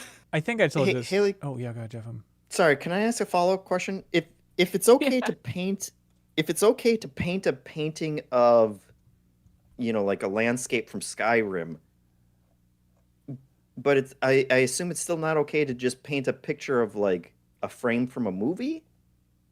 Is that you could that still would probably it's still arguable that probably that would be fine too, dependent though if you had that modicum of creativity. It's weird because the more skilled you are at painting, perhaps the less there is an argument that there was a creative difference because you captured it so perfectly. It's really just looks like a still. But then you could lean on the argument, well, that's my skill as a painter, blah blah blah. But still, it's interesting how it could go both ways. Like if I'm worse at painting, it's going to look less like the still, and therefore it's more transformative and is my IP now. What about the most? So could you have just painted a painting of Mickey Mouse before he became public domain? And no, that because would that's still be okay. Trademarks are different than copyright, so I couldn't paint like the helmet in. I'm pretty sure the helmet in, Fallout or something has been trademarked for some commercial purpose at some point. So if I were to paint the helmet, even if it was from a still I took, there might be arguments there that I'm violating. Like someone might think that piece of art was made by Bethesda because their trademark is in it, even if I painted it. You know what I mean? But if they didn't trademark the helmet, then it's okay? Potentially. If you have a modicum of creativity and it's transformative. They definitely trademarked that helmet, though, because they sold it. Remember they had that collector's edition scandal with, like, Fallout 76? It was just... Yeah. Was it in that really weird bad bag? duffel bag? And then people were, like, analyzing the materials of the bag. It got, like, so unhinged so quickly. So it's like, I get it. You guys didn't like the game, but, like, I think let's just calm down. Is the perfect legal strategy for this then, Haley, like... exactly what they did with that gross-looking Sonic the Hedgehog popsicle? Remember that like messed up-looking Sonic popsicle? Because it melts, and also it's like it takes creativity to design and remix Sonic's face. You mean into every a character popsicle. popsicle ever? Yeah. So popsicles are just fair game for IP because it melts and it's a creative work to adapt it. Yeah, But am I he's eating a trademarked, crime, right? Haley? When I get a popsicle from when they go when the song plays, is that the song of crime? What's going on there? Is that the song of crime? The song of crime. Well, with the Sonic thing, I'm pretty sure the rapper said Sonic Popsicle. So unless they were the ones in charge of the Sonic, no matter what it looks like on the inside of the rapper, it's still going to be violating something. But you could come up with like, the Halloween costume equivalent where you say like fast blue rodent popsicles or something. What That's was why you popsicle see that. from? Like this was like a thing? Like people were talking about Am I thinking of the Spider-Man one? I think there's a gross Sonic popsicle. There's that's a Sonic one. There's gross of everything. It's you know true. what I mean? I don't know because you guys know what I'm talking about, the ice cream truck popsicles. Yeah. Oh, we gotcha. Yeah. Oh, yeah, we gotcha on that. No There's doubt. a gross SpongeBob one. There's a Mickey one. There's a Sonic one. Spider-Man. Yeah. Exactly. Where there's like it reminds me of like there's a Mexican candy. If anyone in the chat knows, let me know. The little clown one, where it's like the picture. I'll send you guys a picture where like the outside looks absolutely nothing like the inside. Like you've never seen a difference so stark. Those who know. I'll put it in the somewhere. That could be a false advertising case. We got him. For you. Oh man, okay. Anyway, Janet, I felt so bad. I was in Puerto Rico for 2.5 weeks, and they were advertising coquito drinks everywhere. And I know you're a big fan of it, and I didn't do it. I got to San Juan after a couple days, and I was like, oh, surely I'll find these somewhere else. And then no one else was providing a coquito drink, so I get to try your beloved holiday drink, and I feel guilty for that. Yeah, honestly, I'm so jealous that you went to Puerto Rico before me because I'm Puerto Rican, and I'm like, damn, it's like when someone beats a game before you, like I that was my game. It's like you stole my fun. That's my island. You stole my fun in Puerto Rico. Sorry, you should still go. It freaking rules. Yeah. I sent you guys I'll put it a link, I guess, in the Oh, YouTube chat boy. of the clown versus what you get. It's Oh, so. show me. Oh, also it's what is the brand? It's Rucolina. It's the paleta payaso, like the clown lollipop is what that translates to. Okay. basically. Okay. But anyway, I mean, to be fair, the This is a clown good is question. holding an accurate version of the snack in the picture. So Okay. does that cover him, ooh, Haley, but liability know, 'cause- wise? Oh. but the rapper. Hold on. Oh, I don't know. Maybe you're right. God, I fair never game. thought of It's that fair game. that way. Fair game. Hey, Cody Allison writes in. They say, with Games Done Quick happening this week, have any of you on the podcast taken a real stab at speedrunning something? I tried for a month straight, this is Cody saying, and was able to take my Shovel Knight runs from 4 hours down to 90 minutes. I doubt I'll ever go Wow. that deep, but it was a rewarding experience. So they're able to take their runs from 4 hours to 90 minutes, I should say. You all That's have really speedrunning experience? Anybody? I like speedrunning the Hitman games. It's really fun. Those games Ooh. especially because it kind of lends towards how those games play anyways. Some of them are really hard. My Dubai one is 17 seconds. Nice. Okay. It's the only video on my YouTube. So I've been noticing since I've started commenting on MinnMax things, since I became a community manager, that it went from 0 views to like 20. Because people are like, I wonder Nice. what it's on Haley's YouTube, and it's just my one Dubai 17-second speedrun. That's all. No commentary. It's just me doing it because I think I posted it to Twitter or something after that. That's gonna blow up after this episode now. It's gonna blow up. Dozens of views. Here come the residuals. I can't wait. It's always tempting. It is fun to like zoom in on a game and just focus on that again and again and again. But I mean, I go to Summer Games Done Quick since it's in Minneapolis here, and it's like there's no shot of ever being a contender of any sort. But I do think it'd be kind of fun to try and drill down on Sunset Riders or something like that. You I know? like the unique challenges they enforce on themselves with those. It's so fun. It's Yeah. not like not just like I was watching one literally yesterday that was not just beating Hades, but it was 2 people, 1 controller beating Hades, and they Excellent. did it in 15 minutes and 30 seconds. And what I loved about that was they were like I was listening to them, like there was commentating like that, but I was trying to hear them because they were communicating in a way that they've done this for hundreds of hours. Like they'd be Right. like Athena's left. Like they were like doing that kind of stuff, and I was like, oh, like, trying to hear like how are they discussing this? Like skip that, skip next room, right. Like and It's so fun. one was controlling fighting, one was controlling moving, and they were amazing at it. And why did they do that to themselves? Because it's fun. I just think that's so cool that people nerd out and get really into it like that. That's it. Jeff, do you have one that you want to speed run? Not really, but I played when I was a teenager. I played a lot of the old Ninja Gaiden games Ooh, because they yeah. were included in the Xbox version or whatever, and I just kind of got into a groove of not really trying to speed run them, but I was good enough that I could beat all 3 of them, and so I would just kind of play them again and again as I was, like also watching TV on a different TV. That's and just fun. Got pretty good at it. I love that. Keegan writes in, they say, during the 210s discussion, Haley suggested the name foamers for games that weren't quite at the bubblers territory. We decided on upper crust bubblers, of course. Keegan says, this made me laugh as a suggestion because I work in the railroad industry, and foamer is an old pejorative term for train enthusiasts, since they get so excited when they see trains that they foam at the mouth. Oh my gosh. Haley, are you ready to do your straight to cam YouTuber apology for insulting Yeah. all of the train enthusiasts? You've attacked so all of sorry. them individually, I feel like, at this point. I somehow feel like they wouldn't come for me. They'd be really sweet and be like, that's cool that you even learned one of our words. Thanks for being interested. You know what? We are It'd be foamers. Haley's taken a lot of time to reflect on her actions. We do I had to foam when take we a see the break to train. really figure out how I was going to come back to you guys with this. She's been apology. reading, listening, watching in the shadows, learning about the community. Keegan Yeah. says, I guess with Foam Stars coming out from Square Enix, there's a chance we'll see foamers used in a gaming context again, but it'll always make me think of someone who's really into trains. That's so true. funny. Yep. Interesting. Bon John Bovey writes in. They say, Great name. hello, MinnMax. New patron here. Yes. Thank you. Hey. Get us closer to 4,000. Now that this year's Game of the Year season is wrapped up, I've noticed an interesting phenomenon.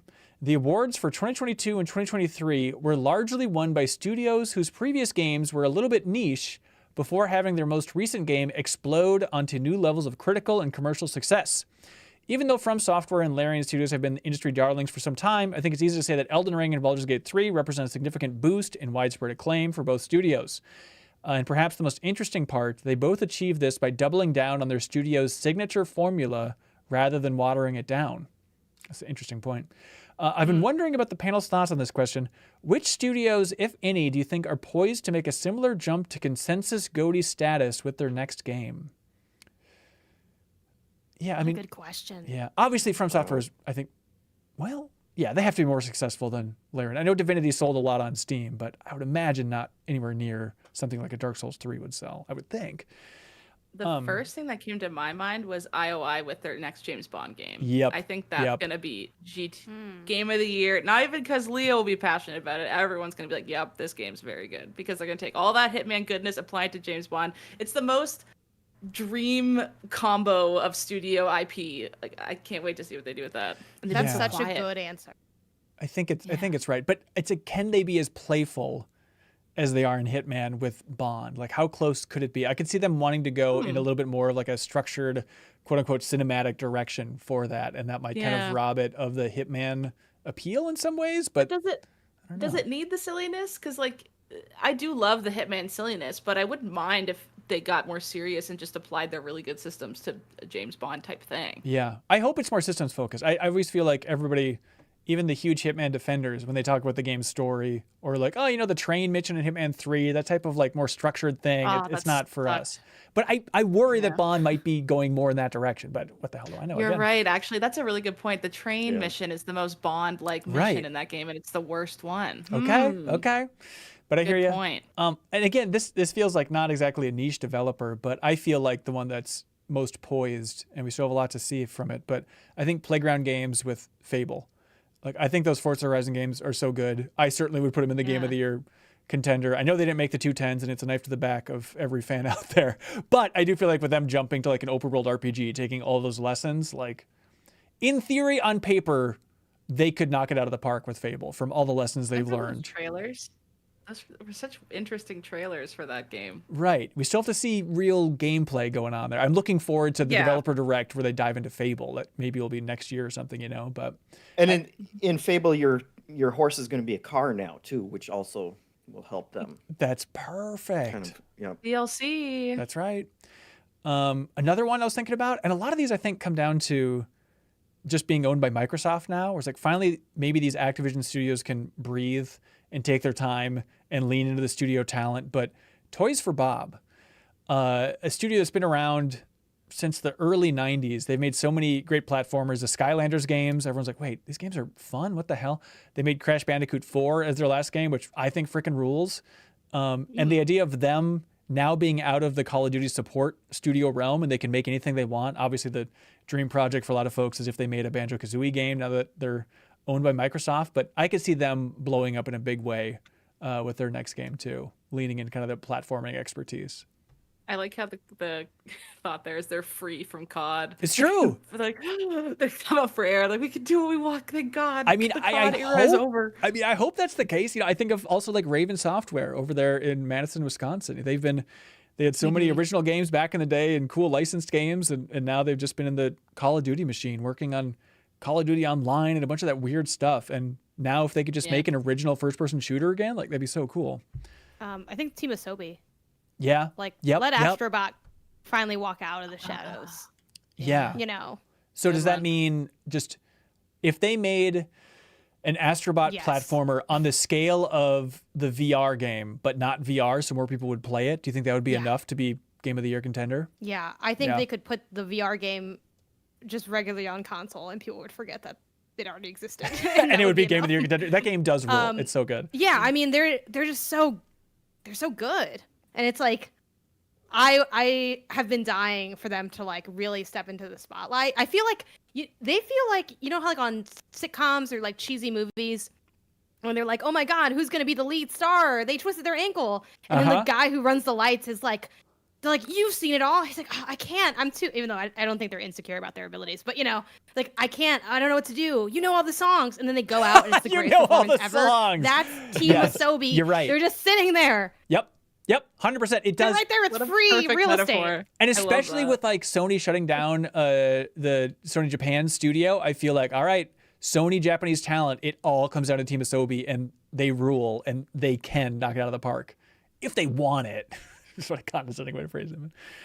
Let's see. Question for Jeffem. Patrick G writes in, what's the difference between cabinets and cupboards? Great question.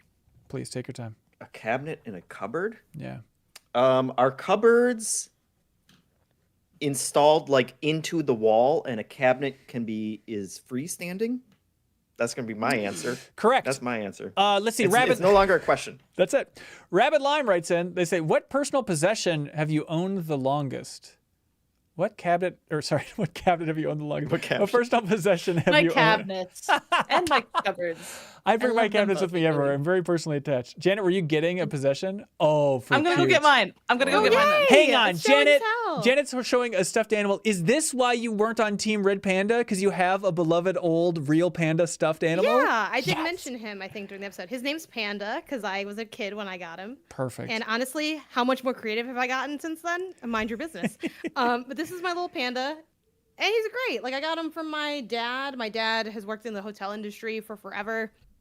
And back in the day, I feel like they might still do this. It's maybe more a nice thing. They did, like, sometimes if a family stayed at, like, the hotel, they'd have these pandas. It had, like, the shirt would say, like, Hyatt Hotel on it or something. Right. And they'd give them to, like, the kids. Like, oh, like, you have a kid with you? Here, take this branded animal.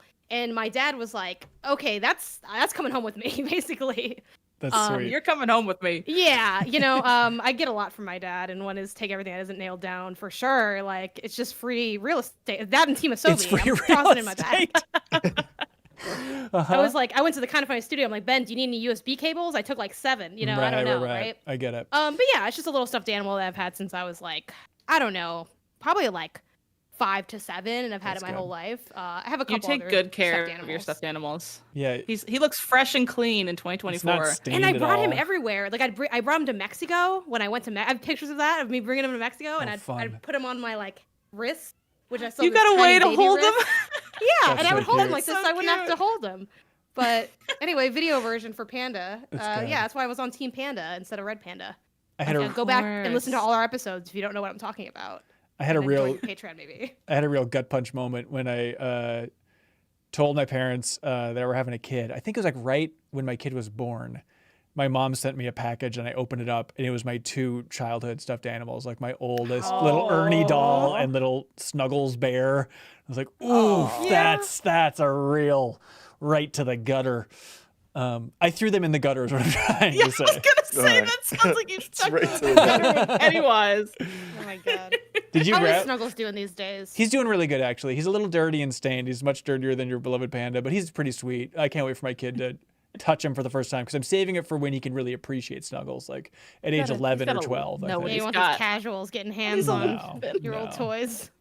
Did you grab something, Haley? Yeah, this is Ginger. I do not take as good Oh. care of my stuffed animals. No, She Ginger looks looks defeated. She looks like she's been to war.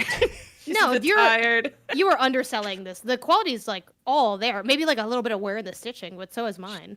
She's missing an eyeball, but I'm not afraid to admit I sleep with this sucker every night. I've told Every night. Yeah, this Cool. thing is like it fits on my neck the most perfect way that I've had this since I was Hell like yeah. 3 or 4. Whoa. I cannot. I've told people to when I die cremate this thing with me. I want it in there. I want it in the pot. Yeah, is that too dark? Because I need this thing. No, I this think thing it's is good. mine forever. I love the missing eye because it's like maybe they're always winking at you, you know?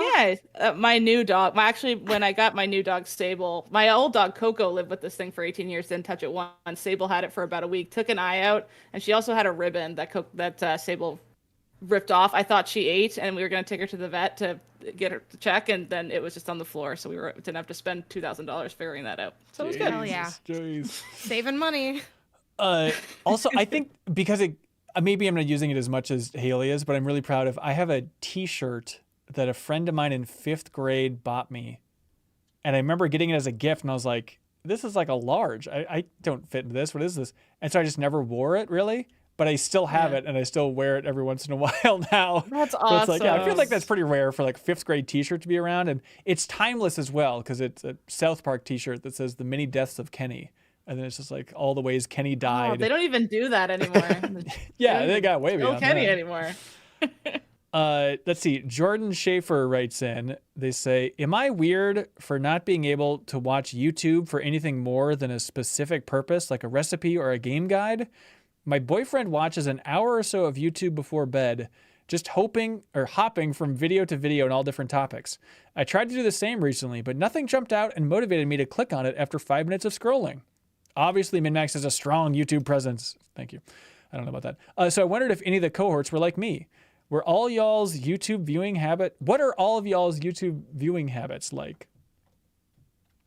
It's a great question. I feel like for me, it either needs to be a short snippet or a ridiculously long thing.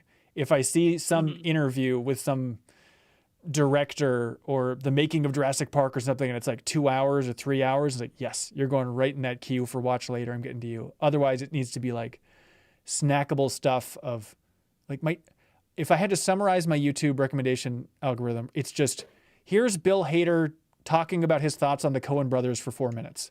You know, it's like that is just everything it knows that I like rammed together. Here's that type of thing again and again and again, and it's perfect. I watch YouTube compilations to fall asleep to get Let's Players. I shouldn't do it. Even my Really? therapist said to stop doing it, but I needed to fall asleep. She So- didn't like that I was near. She said no screens in the bedroom, and I was like, I sorry. I hope she never hears this, but I still do it because I just need it.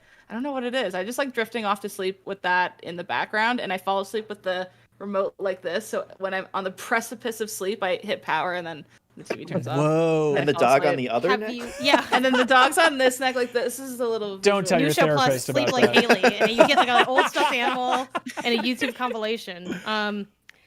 Have you tried? It sounds so rude. Have you tried anything else? In your life? Because like I fall asleep I would do like sleep sounds, and then now I am back to like there's a podcast that I fall asleep to it's like bedtime stories for adults, but not like creepy. Yeah. Like the Calm app and stuff like that. Yeah, I was using like my sleep app, and now I use the podcast. It's called Nothing Much Happens. Oh, it's like this what woman an who's, interesting like- name.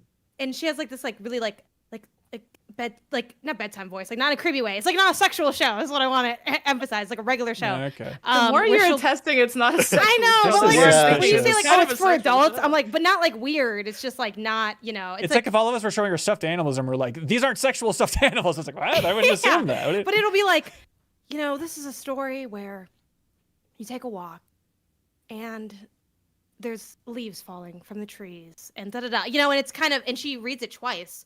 And the second time she reads it is a little bit slower than the first time. Weird. And I just, that thing, my boyfriend has a much harder time falling asleep than I do. I can be out. If I had to, I could sleep right now, like in 5 jealous. minutes. Prove it. He can't, and he will be like knocked out by this woman. Again, in a not Interesting. creepy way. I must emphasize. Nothing but much she's a happens. knockout. Yeah, it's like my favorite. And I listen to it with via like the Apple podcast, and they have a sleep timer where like stop when episode Oh. ends, so it's not just infinitely playing like different podcasts, which is nice. Yeah. Ooh, that is nice for Yeah. sure. It could be your way out if you want Well, an yeah. exit. You might not want Well, an exit. I kind of don't want an exit. Is that toxic? Like, I know it is toxic, but I love that you admit it. And that's the thing. Like I said this knowing full well, like you might not even want. I can open the door and you might be like, "I'm good right here, baby," and that's totally fine. That's your prerogative. Exactly. I even upgraded to YouTube Premium because I didn't like how ads kept playing and waking me up in the middle of. That's almost gotta falling be jarring. asleep. Yeah, you're gonna So end up like you- that I mean- Futurama episode where the ads play in your sleep. Yes, exactly. And I want Slurm when I wake up. Jeff, can you open your YouTube app and hold it up to the camera? Because if I'm just imagining, number one is like, Trains.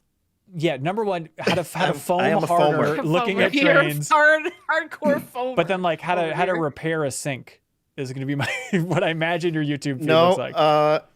I have watched how to repair sink. It's a videos, great. It's absolutely. honest. I just put them on loop while I sleep. They're got great. 'em. No, Shout out to it's the people that make those videos because Oh, yeah. they're amazing and they always are They are. perfect. Mm-hmm. it's incredible. Yeah, it's a lot of board game videos. Okay. There are some woodworking videos. Boomer. Is the other hobby one, and then like like actor roundtables Really? have kind of infiltrated some. It's the and season. Then, Hmm. and then weird maths videos with like British people talking about. I use them in Get a Load of This all the time. Like, I guess that's true. Mathologic is one. Stand-up maths is another one. Just like weird like 10-minute videos on some weird like this formula will break your brain when you hear it, or this paradox, and we'll talk about that. Are most of what shows up. That's fun. Love it. Interesting. Sonny Johnson writes in. They say, "Hey, what advice would you give to someone who wants to get a start in games journalism / games media?" I feel like we get this question every once in a while, so sorry for repeating ourselves, but This could be like an hour-long answer question. it could. I feel like sometimes. Let me just get the ball rolling in this direction. Haley, I listened to your appearance on the, what is that, Bonus Points, the name of the podcast you're on recently? Yes. Mm-hmm. Yes. Shout out to those hosts. Haley, help me again. What are their names? Joe and Ollie. There we go. Shout out. Thanks for listening, folks. But I was listening to it. I was telling my wife about it. Just like, I think I knew this, but I just love it so much. How specific you were, like in explaining your path in the industry, where you're like, well, I really like games and I really like writing, and I was doing the whole journalism thing for a while. Let me paraphrase your life back to you. And then you're like, but Accurate. that industry is so fraught with layoffs and everybody wants that job. And so if I love writing and I love games, I'm never going to feel secure career-wise throughout my entire life. So let me just make a hard pivot and become a video game-focused lawyer. And now, as far as I can tell, you're succeeding and flying straight to the sun with your level of success. And I love that pivot of like, all right, what are the ingredients? How do I steer that in a more practical direction and gun for it? And you did it. And I think it's an incredible pivot, and you're still basically doing what you love. It's such a smart move, Haley. So congratulations on being smart a couple years ago. Thank you. I feel lucky that things worked out, honestly. And I also was lucky that I had someone who I could talk to then who was an IP lawyer. She wasn't a video game IP lawyer, but she really helped me feel more secure about that pivot, because I had a lot of people in my law school when I said I want to do video game law. It's kind of like, that's not a thing. It's like, well, you're freaking 70. Leave me alone. Like, you don't even know what I'm talking about. I'd write an esports paper, and they're like, does it have to be esports? I don't know what that is. I'm like, go watch the Overwatch League for 20 minutes, and then you can read my paper. Like, come on. Like, just because you've never heard of this doesn't mean I need to never study it. It's so frustrating. And then there was also a lot of professors who were great and were very helpful. But That's that one guy, though. I'm with you, Haley. Down with that guy. That guy. But that pivot made it sound like that took about a year to like really solidify that pivot and to like set myself up for success with that pivot. So if it wasn't something I kind of just like, next week I'm going to law school, I had to really think about it. And it's tough. I was lucky that I had that time. I was done school. I took a year off. I just worked retail, saved up a nest egg, listened to a lot of the Game Informer show when you guys were still hosting it. I have weird, really specific memories of the Game Informer show working retail because that job was so boring. I remember hanging up T-shirts, and Kyle was talking about how it's best to get fresh garlic, not the kind in the jar, and then get a garlic press. And I don't know why. And like, I still think of when I was hanging shirts and listening to Kyle talk about that. It's just like, it was a weird, long, like very scary year, but it worked out. But I would say if someone feels stressed about a pivot, like, it takes time. It's okay. Like, take a year and think about it if you need to. It'll be fine. Sorry, I feel like I derailed this question, though. The question is, how do you get into the games media? And I just said, here's how you don't get into games media. Fail like Haley and do something else. I mean, Haley's still in here. Like, it may not be in the same. So, I mean, I think it just depends on a lot of things. Like, well, one, like, I think to Haley's point of reflecting, think about, like, do you want to do the work that is involved with what this is? Like, what is your ideal job, and do you want to do the work that job requires? Because the answer might be no. Like, I think a lot of people, they think about, like, well, I want to, like, be on a podcast and, like, talk about games, which is great and it's fun. And I get paid to do that, which is also a rarity. Like, most people have, like, people that I know work at outlets and they're editors who happen to be on a podcast. And when they're not on the podcast, they're doing all their other work. And frankly, sometimes they're not on the podcast that week because their boss said that they can't take the time out, so they have to do something else. So there's a lot to think about in terms of that. But I feel like, I'm a big believer in pursuing whatever it is you want to do, and a big believer in kind of reflecting what Haley did, of being down to, like, shift when desired or when, needed. Like, I feel like life is long if you're lucky, and there's a lot of time to do different things. So, like, do whatever you want to do and work towards that. It doesn't matter necessarily how long it takes. And if you give up or decide you don't want to do it, that's fine. Like it's all about, to me, pursuing what you want to do. So as far as like getting in the industry, for me, it's social media. Get on social and start hustling. But don't be weird about it. I think I've seen a lot of creators jump on Twitter and they're like, and quite literally, they're like, I'm going to tag myself, everyone I've ever met, and yell and hope that they'll see me. That's not what I mean by get on social media. Pump out your content, and I think find other people that it's good to have like end goals. Like if you look at someone like, Ben, for instance, and you're like, my dream is to be Ben Hansen. I want to own my own Patreon company and I want to make whatever, right? That's fine as a end model, but you should also think about who's doing this in the interim that's doing similar stuff that you can kind of meet and talk to and like learn from. Because I think a lot of people will look again at like the tagging thing and they're like, oh, well, I want to be Ben. So I want Ben to notice me. I'm going to follow Ben. I'm going to reply to everything Ben says. And I'll make it when Ben follows me back or something. And I think that's really, really misguided and has a lot of other issues layered to it too. Like you want to meet someone who's where you're at, because that person's going to become Ben anyway. Like, odds are. Like the people, like I wasn't like clout chasing people above me. I was like talking to I knew Blessing before he was that kind of funny. I knew a lot of my peers that work either in the industry, freelance still in the industry, or have gone to PR. Those are all people that I was on their podcast and I wrote alongside them and I hung out with. Like, it's okay to have people at different levels, but I think some people get really obsessed with this idea of chasing the result. And you're so obsessed with the result, I have to question, do you really want to do this? Because you have to be in love with the process. Yeah. Like, and if you're not in love with that and you just want to like, I want a podcast with Ben Hansen, that's not going to work out. Like that's the perfect way to never podcast with Ben is being obsessed with podcasting with Ben. I don't think there's that many people that are obsessed with it. They could call there definitely are. Are you kidding? Like they could call into a bonus pod at some point. No, but I do think it's smart advice. You know what I mean? That idea of just focus on your peers, because if you connect with them, you'll just lift each other up for sure. It's definitely smart. And also find other people that are passionate of the same stuff as you, and you immediately will see a change in the way that you approach things. Yep. And find a specialty. I'm still amazed by the number of people that don't learn how to edit video. It's like, it's not that hard ever. You could spend you could spend 1 week on YouTube tutorials and quadruple your chances in this industry. Like seriously, it's like real. It blows my mind sometimes. It's not exactly going to law school to learn how to trim some stuff in Premiere. But I think on that note, you have to also have not an end game, but like for me, when I got into the industry, my big thing was like, I'm just desperate to be somewhere because I just want to be in the field, and I'll do whatever you want me to do if it means that I can be in this full time and live and get to pay my rent without going into a good amount of debt, which I did. I used maxed out like all my credit cards while I was pursuing this career, and it turned out fine, but that was a choice that I made knowingly.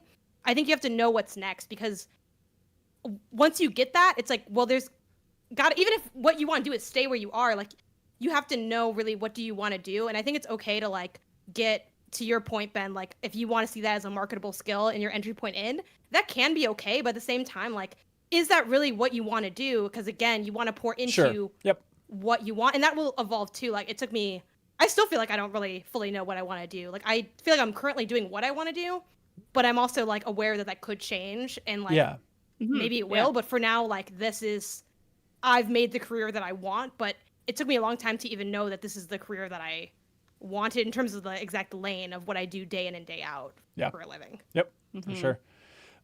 Jeff, what do you like for question of the week? Oh man, I feel like it was wall-to-wall bangers. Very good. Controversial games I liked a lot. I mean, in terms of a deep question, Bo Bakken's about painting landscapes from games. I feel like that's a real contender for making the show better. I'm gonna start painting. Yeah. Mine are paintings. I actually wrote it down the first time in history. Thank God. I wrote these down. I've been begging all you guys to do it for 4 years now. Yeah, and see, my notebook also has paintings on it. Yeah, it's eventually I get there. I'm like, I'm trying to be better this year in every facet. This is one of them. Okay, you get to call it then, Janet, because you put in the legwork by writing these down. That feels kind of gross. I'm just gonna name them and people can let me know. That sounds better. Think. Thank you. I like how you're immediately like, let's do it this way. I'm like, I don't want to, and you're like, you are right. I put paintings, the oldest thing that you own. Yep. The YouTube videos as well. Yep. Yep. for all like good conversation. It's all Yeah. good. Eileen Painting, the one about copyright law for painting something from Skyrim. I see I like that. nods. Okay, Haley, it's your specialty. How do you feel? Sure, I'll go with that one too. That was- Congratulations, Yay. Bo Bakken. Also came to the last community meetup. Well, the 3rd anniversary community meetup. So thanks so much, Bo. I'm 8-Bit will ship you out that prize, the Little to the Left final soundtrack. And now, of course, it's time for something we like to call Get a Load of This something.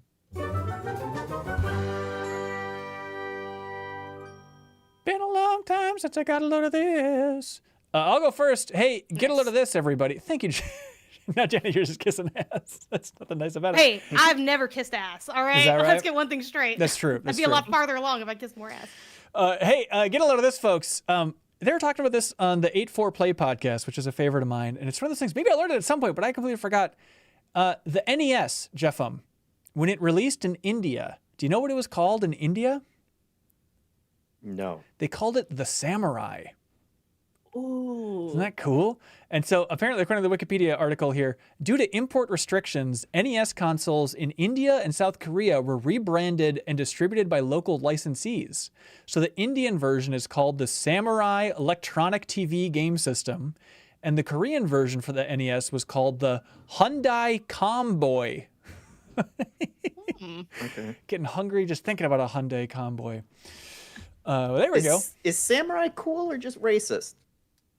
Oh, I think it's pretty cool. You're just saying because it's from Japan, they're like, I don't know, just call it some Japanese Yeah. word. I don't know. Call it the samurai. Sure. Hey, man, I'd freaking want to buy it if it's called a Samurai. All right. We all bought a Wii. That's like the dumbest word. Wii. Okay, I'll own that. Thank you. Who wants to go next? Hey, Toss I'd one buy a out there. Get a load of this. I didn't buy a Wii because I hated. I thought the remote was stupid, and I still do. And it's called a Wiimote. Like, what's going on? But get a load of this. Qless is a really cool-looking word game that came across my timeline. It's essentially like you roll a dice and you have like a couple, like the dice have different letters on them, and it's essentially kind of like an analog word game, like that you can just kind of arrange the letters to create different words. Like all the words have to have, I think, at least 3 letters in them, and there's like it's like a solo word game. Cool. That seems like a cool thing. Nice. I want to How's buy it it spelled? eventually, but it's sold out right now, so we'll see. How's it spelled, How's it Jeff? spelled, Janet? Oh, Qless. So Q-LESS. Nice. Ironic that we asked how it was spelled on the spelling game. Yeah, there's links below for all this stuff. Jeffum, you got one? Yeah, get a little of this. I forgot another category of YouTube videos that pop up in my feed. And this one is a deeper dive into the new rolling technique in NES Tetris. It's Ooh, actually yeah. a 2-year-old video, but it was part of the rabbit hole I fell down when that 13-year-old kid broke Tetris for the Right. first time. Oh, yeah. And it's apparently how all the pros play it now, and it's designed so that you can get past the higher levels because you can't tap the left or right buttons fast enough. And what they have to do is they have to hold their controller.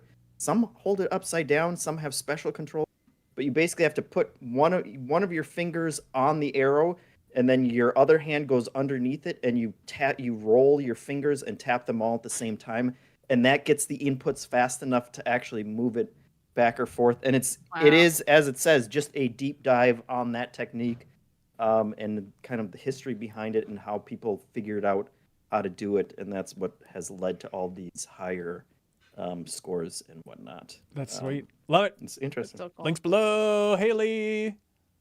Get a load of this. I talked about this on the Dead by Daylight stream I did late last week, but the Alan Wake's addition to Dead by Daylight is canon to the RCU, the Remedy Connected Universe. What? It's canon. They said yes, that? isn't that the best? Yes. So I read his little bio, and apparently, he essentially wrote Dead by Daylight to existence as a Night Springs episode, and it's one of his attempts to escape the dark place. And Remedy's like, "Yep, that's true. That's that happened." awesome. That's Isn't so that fun. great? So he wrote to life all the characters in Dead by Daylight, and he's trying to figure out how he ended that Night Springs episode, because they just keep, the whole thing of Dead by Daylight is you start a new game, you either die or you live, like going through the fog.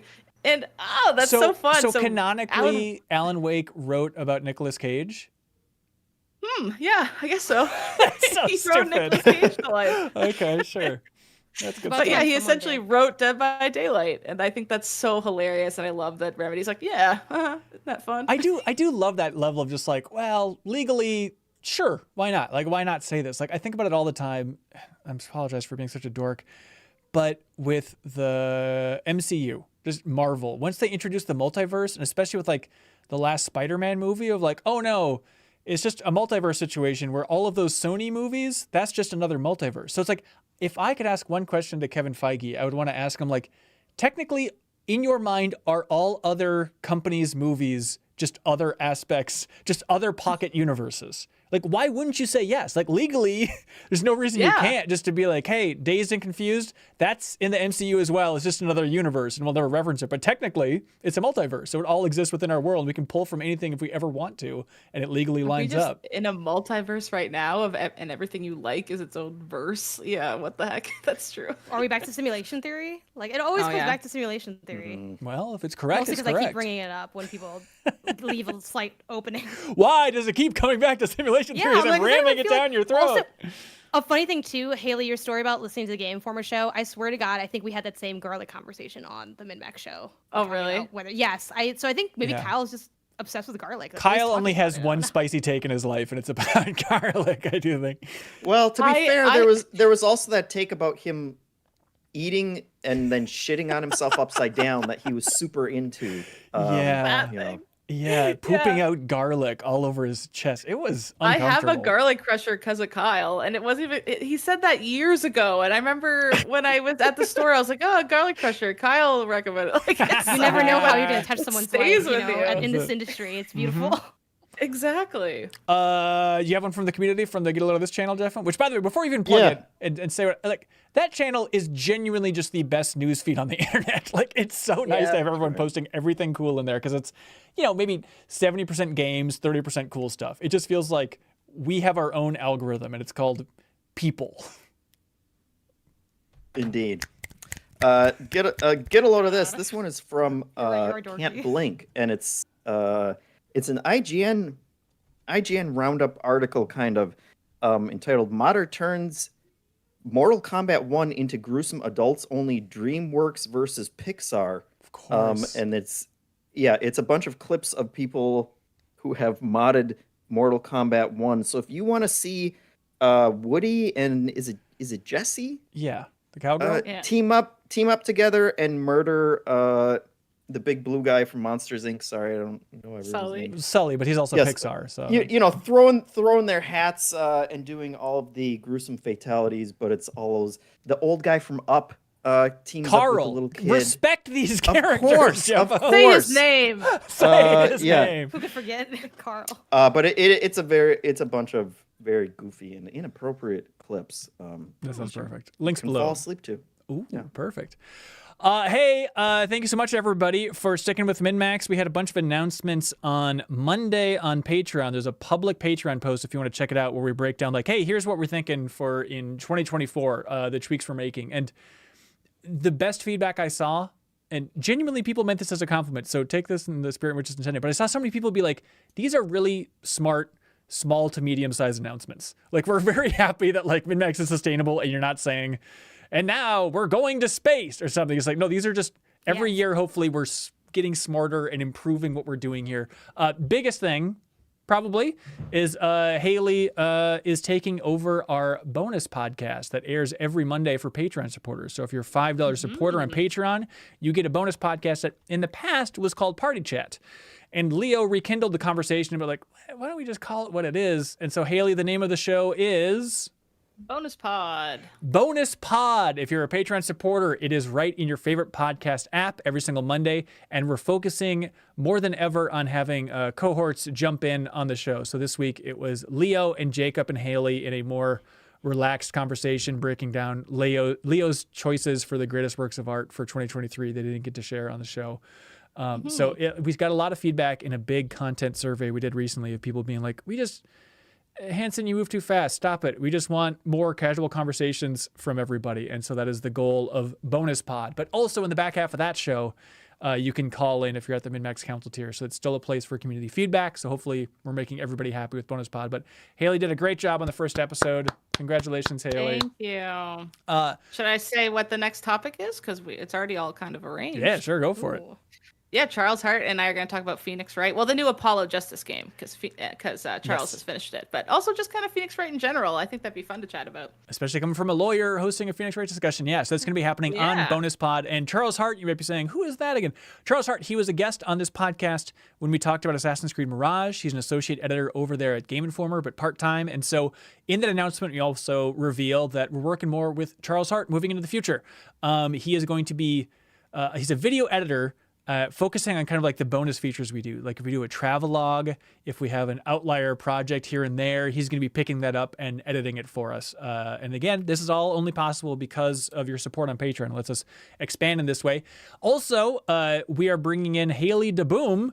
Speaking of expansion, and speaking of Haley's, Haley DeBoom, if you remember, she was the guest from the community on this on this podcast a couple weeks ago because she donated during Give to the Max, and then I've never seen such a tidal wave of feedback of people being like, you got to have Haley DeBoom on more. Oh my God, Haley DeBoom's the best.